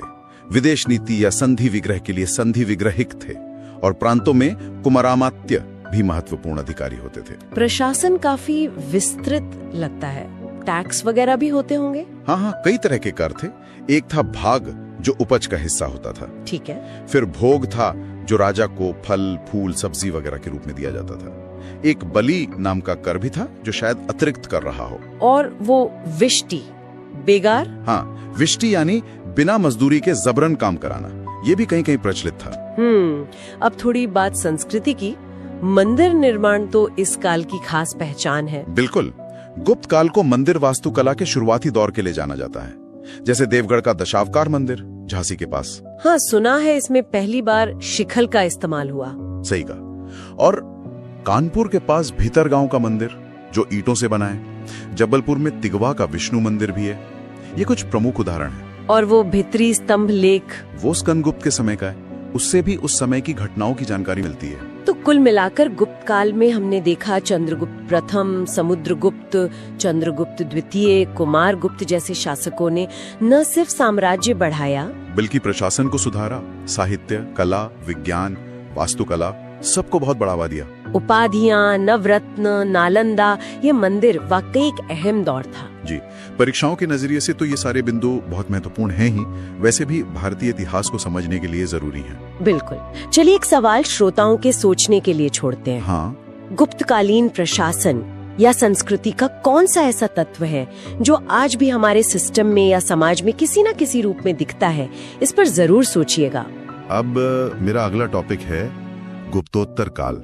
हाँ, गुप्त साम्राज्य के पतन के बाद देखें तो उत्तर भारत की जो राजनीतिक तस्वीर थी वो काफी बदल गई थी। हाँ बिल्कुल, मतलब एक बड़ी केंद्रीय शक्ति नहीं रही और उसकी जगह कई छोटी छोटी क्षेत्रीय ताकतें आ गईं। हाँ वही। तो आइए देखते हैं इस दौर में कौन कौन से प्रमुख राजवंश उभरे और सत्ता का केंद्र कैसे बदला। हाँ, मोटे तौर पर देखें तो थानेश्वर में पुष्यभूति वंश था जी। कन्नौज में मौखरी वंश। हाँ, मगध में उत्तरगुप्त थे। मालवा में यशोधर्मन का नाम आता है। गुजरात में वल्लभी के मैत्रक और बंगाल में गौड़ वंश। मतलब ये इस समय के मुख्य खिलाड़ी थे, कह सकते हैं। बिल्कुल। और ये दौर, जैसा आपने कहा, छोटे छोटे राज्यों के आपसी टकराव और कभी कभी गठबंधनों का भी था। जैसे थानेश्वर के पुष्यभूति वंश को ही लें। हाँ, स्थापना तो पुष्यभूति ने की, लेकिन असल में प्रभाकर वर्धन के समय ये काफी शक्तिशाली हो गए थे। हाँ, फिर उनके बेटे राज्यवर्धन और सबसे महत्वपूर्ण हर्षवर्धन। हाँ, इनका शासनकाल 606 से 647 ईस्वी तक माना जाता है। जी हाँ बिल्कुल। हर्षवर्धन का नाम आते ही मेरा ध्यान कन्नौज पर जाता है। हाँ, उन्होंने अपनी राजधानी थानेश्वर से कन्नौज क्यों बदली? क्या ये सिर्फ उनके बहनोई कन्नौज के शासक ग्रहवर्मा की हत्या की वजह से था, या कोई गहरी रणनीति भी थी इसके पीछे? देखिए, ये एक बहुत ही महत्वपूर्ण सवाल है। असल में ग्रहवर्मा, जो मौखरी वंश के थे और हर्ष की बहन राज्यश्री के पति थे, उनकी हत्या मालवा के देवगुप्त और बंगाल के गौड़ शासक शशांक ने मिलकर की थी। अच्छा। तो अपने भाई राज्यवर्धन की मृत्यु के बाद हर्षवर्धन ने कन्नौज को न सिर्फ बचाया बल्कि उसे अपनी राजधानी भी बना लिया। और देखिए, कन्नौज की जो भौगोलिक स्थिति थी ना, वो बहुत महत्वपूर्ण थी। हाँ, कैसे? वो गंगा के किनारे बसा था, उपजाऊ दोआब क्षेत्र में था, व्यापार के लिए, सैन्य नियंत्रण के लिए, मतलब दोनों ही नजरिए से ये एक आदर्श जगह थी। तो ये सिर्फ एक भावनात्मक फैसला नहीं था। तो मतलब एक सोचा समझा रणनीतिक कदम था ये। हाँ बिल्कुल, एक रणनीतिक कदम। और इसी वजह से कन्नौज का महत्व बहुत बढ़ गया इस दौर में। इसी दौर के बारे में हमें काफी जानकारी वो बाणभट्ट की रचनाओं और चीनी यात्री हुएनसैंग के विवरणों से मिलती है ना? हाँ बिल्कुल सही। बाणभट्ट तो हर्ष के दरबारी कवि थे और हुएनसांग ने हर्ष के शासनकाल में ही भारत की यात्रा की थी और काफी विस्तार से यहाँ के बारे में लिखा। सुना है हर्ष खुद भी काफी विद्वान और कला प्रेमी थे। जी हाँ, उन्होंने प्रयाग और कन्नौज में विशाल धर्म सभाएं भी आयोजित करवाईं। उन्हें उपाधियां भी मिली थीं, जैसे शिलादित्य। हाँ, शिलादित्य मतलब गुणों का सूर्य। हाँ, और सकलोत्तरा पथनाथ, जिसका मतलब है समस्त उत्तरी क्षेत्र का स्वामी। और ये भी कहा जाता है कि उन्होंने खुद प्रियदर्शिका, रत्नावली और नागानंद जैसे संस्कृत नाटक लिखे। अच्छा। हालांकि कुछ इतिहासकार मानते हैं कि शायद ये उनके दरबार के किसी कवि ने उनके नाम से लिखे होंगे, पर फिर भी कला और साहित्य को संरक्षण तो था ही। और कन्नौज के मौखरी वंश की बात करें जिनका जिक्र भी आया, ग्रहवर्मा तो वहीं के थे। हाँ, मौखरी वंश कन्नौज में पहले से स्थापित था। इसमें हरे वर्मा, ईशान वर्मा और फिर ग्रहवर्मा जैसे शासक हुए। और जैसा हमने बात की, इनका पुष्यभूति वंश से वैवाहिक संबंध बना, जो उस समय की राजनीति में आम बात थी। ठीक। और उधर मगध में उत्तर गुप्त वंश का क्या हाल था? मगध में उत्तर गुप्त वंश के शासक थे, जैसे कृष्णगुप्त, देवगुप्त। इनके मौखरी और पुष्यभूति वंशों से रिश्ते मतलब कभी दोस्ताना रहते थे तो कभी दुश्मनी वाले, ये बदलता रहता था। अच्छा। मालवा में भी एक शक्तिशाली शासक का नाम आता है, यशोधर्मन। हाँ, यशोधर्मन। इनका समय लगभग 530 ईस्वी के आसपास का माना जाता है। इनका जिक्र मिलता है मंदसौर अभिलेख में। हाँ, मंदसौर अभिलेख जी, जो इस काल की जानकारी का एक अहम स्रोत है। यशोधर्मन को श्रेय दिया जाता है हूण शासक मेहर कुल को हराने का। अरे हाँ, हूण, जिन्होंने गुप्त साम्राज्य को कमजोर करने में बड़ी भूमिका निभाई थी। बिल्कुल। तो यशोधर्मन का उनको हराना एक बड़ी उपलब्धि थी। और पश्चिम में गुजरात की तरफ वल्लभी के मैत्रक वंश का क्या महत्व था? मैंने सुना है वल्लभी सिर्फ राजधानी नहीं थी, है ना? हाँ, बिल्कुल सही सुना है। मैत्रक वंश की स्थापना तो भट्टारक ने की थी करीब 470 ईस्वी में, और उनकी राजधानी वल्लभी पश्चिमी भारत में शिक्षा और संस्कृति का एक बहुत बड़ा केंद्र बन गई थी। अच्छा। किस तरह का केंद्र? ये खासतौर पर हीनयान बौद्ध धर्म का एक महत्वपूर्ण केंद्र थी।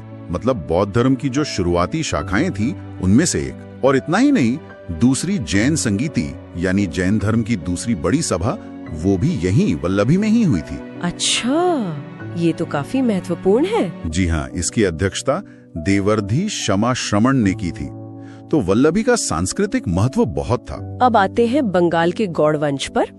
शासक शशांक का नाम सुनते ही हर्षवर्धन से उनकी दुश्मनी याद आती है। बिल्कुल। शशांक, जिनका समय लगभग 600 से 625 ईस्वी का है, वो एक महत्वाकांक्षी और काफी शक्तिशाली शासक थे। वो कट्टर शैव अनुयायी थे, मतलब भगवान शिव के उपासक। हाँ, हत्या में उनका हाथ था। उन पर यह भी आरोप है कि उन्होंने बोध गया में उस पवित्र बोधि वृक्ष को कटवा दिया था जिसके नीचे बुद्ध को ज्ञान प्राप्त हुआ था। ओहो, तो फिर तो बौद्ध अनुयायियों में उनके प्रति काफी नाराजगी रही होगी। जाहिर सी बात है, उनके इस कदम की काफी आलोचना हुई। तो ये साफ दिख रहा है कि गुप्तों के बाद जो पाटलिपुत्र का पुराना गौरव था वो शायद कम हो रहा था। हाँ, और सत्ता का नया केंद्र अब कन्नौज बनता जा रहा था। हाँ बिल्कुल। और कन्नौज पर कब्जा करने के लिए ही आगे चलकर 3 बड़ी शक्तियों के बीच एक लंबा संघर्ष चला। पूर्व से पाल, पश्चिम से गुर्जर प्रतिहार और दक्षिण से राष्ट्रकूट। हाँ, इसे ही त्रिपक्षीय संघर्ष कहते हैं ना? जी वही। ये संघर्ष करीब 200 सालों तक चला और इसने उत्तर भारत की राजनीति को गहराई से प्रभावित किया। पर यह अपने आप में एक बड़ा विषय है।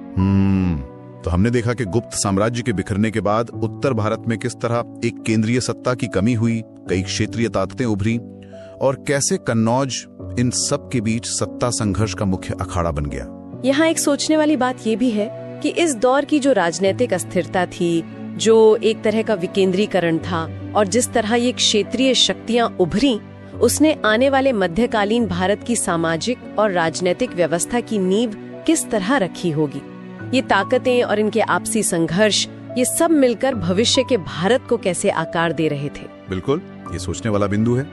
खैर, आज की चर्चा यहीं समाप्त करते हैं। उम्मीद है आपको गुप्तोत्तर काल के इस महत्वपूर्ण दौर के बारे में उपयोगी जानकारियां मिली होंगी। अगर आपको ये पॉडकास्ट पसंद आया हो तो एसएससी गुरु टॉक्स को लाइक, शेयर और सब्सक्राइब जरूर करें और इसे अपने दोस्तों के साथ भी शेयर करें। जय हिंद,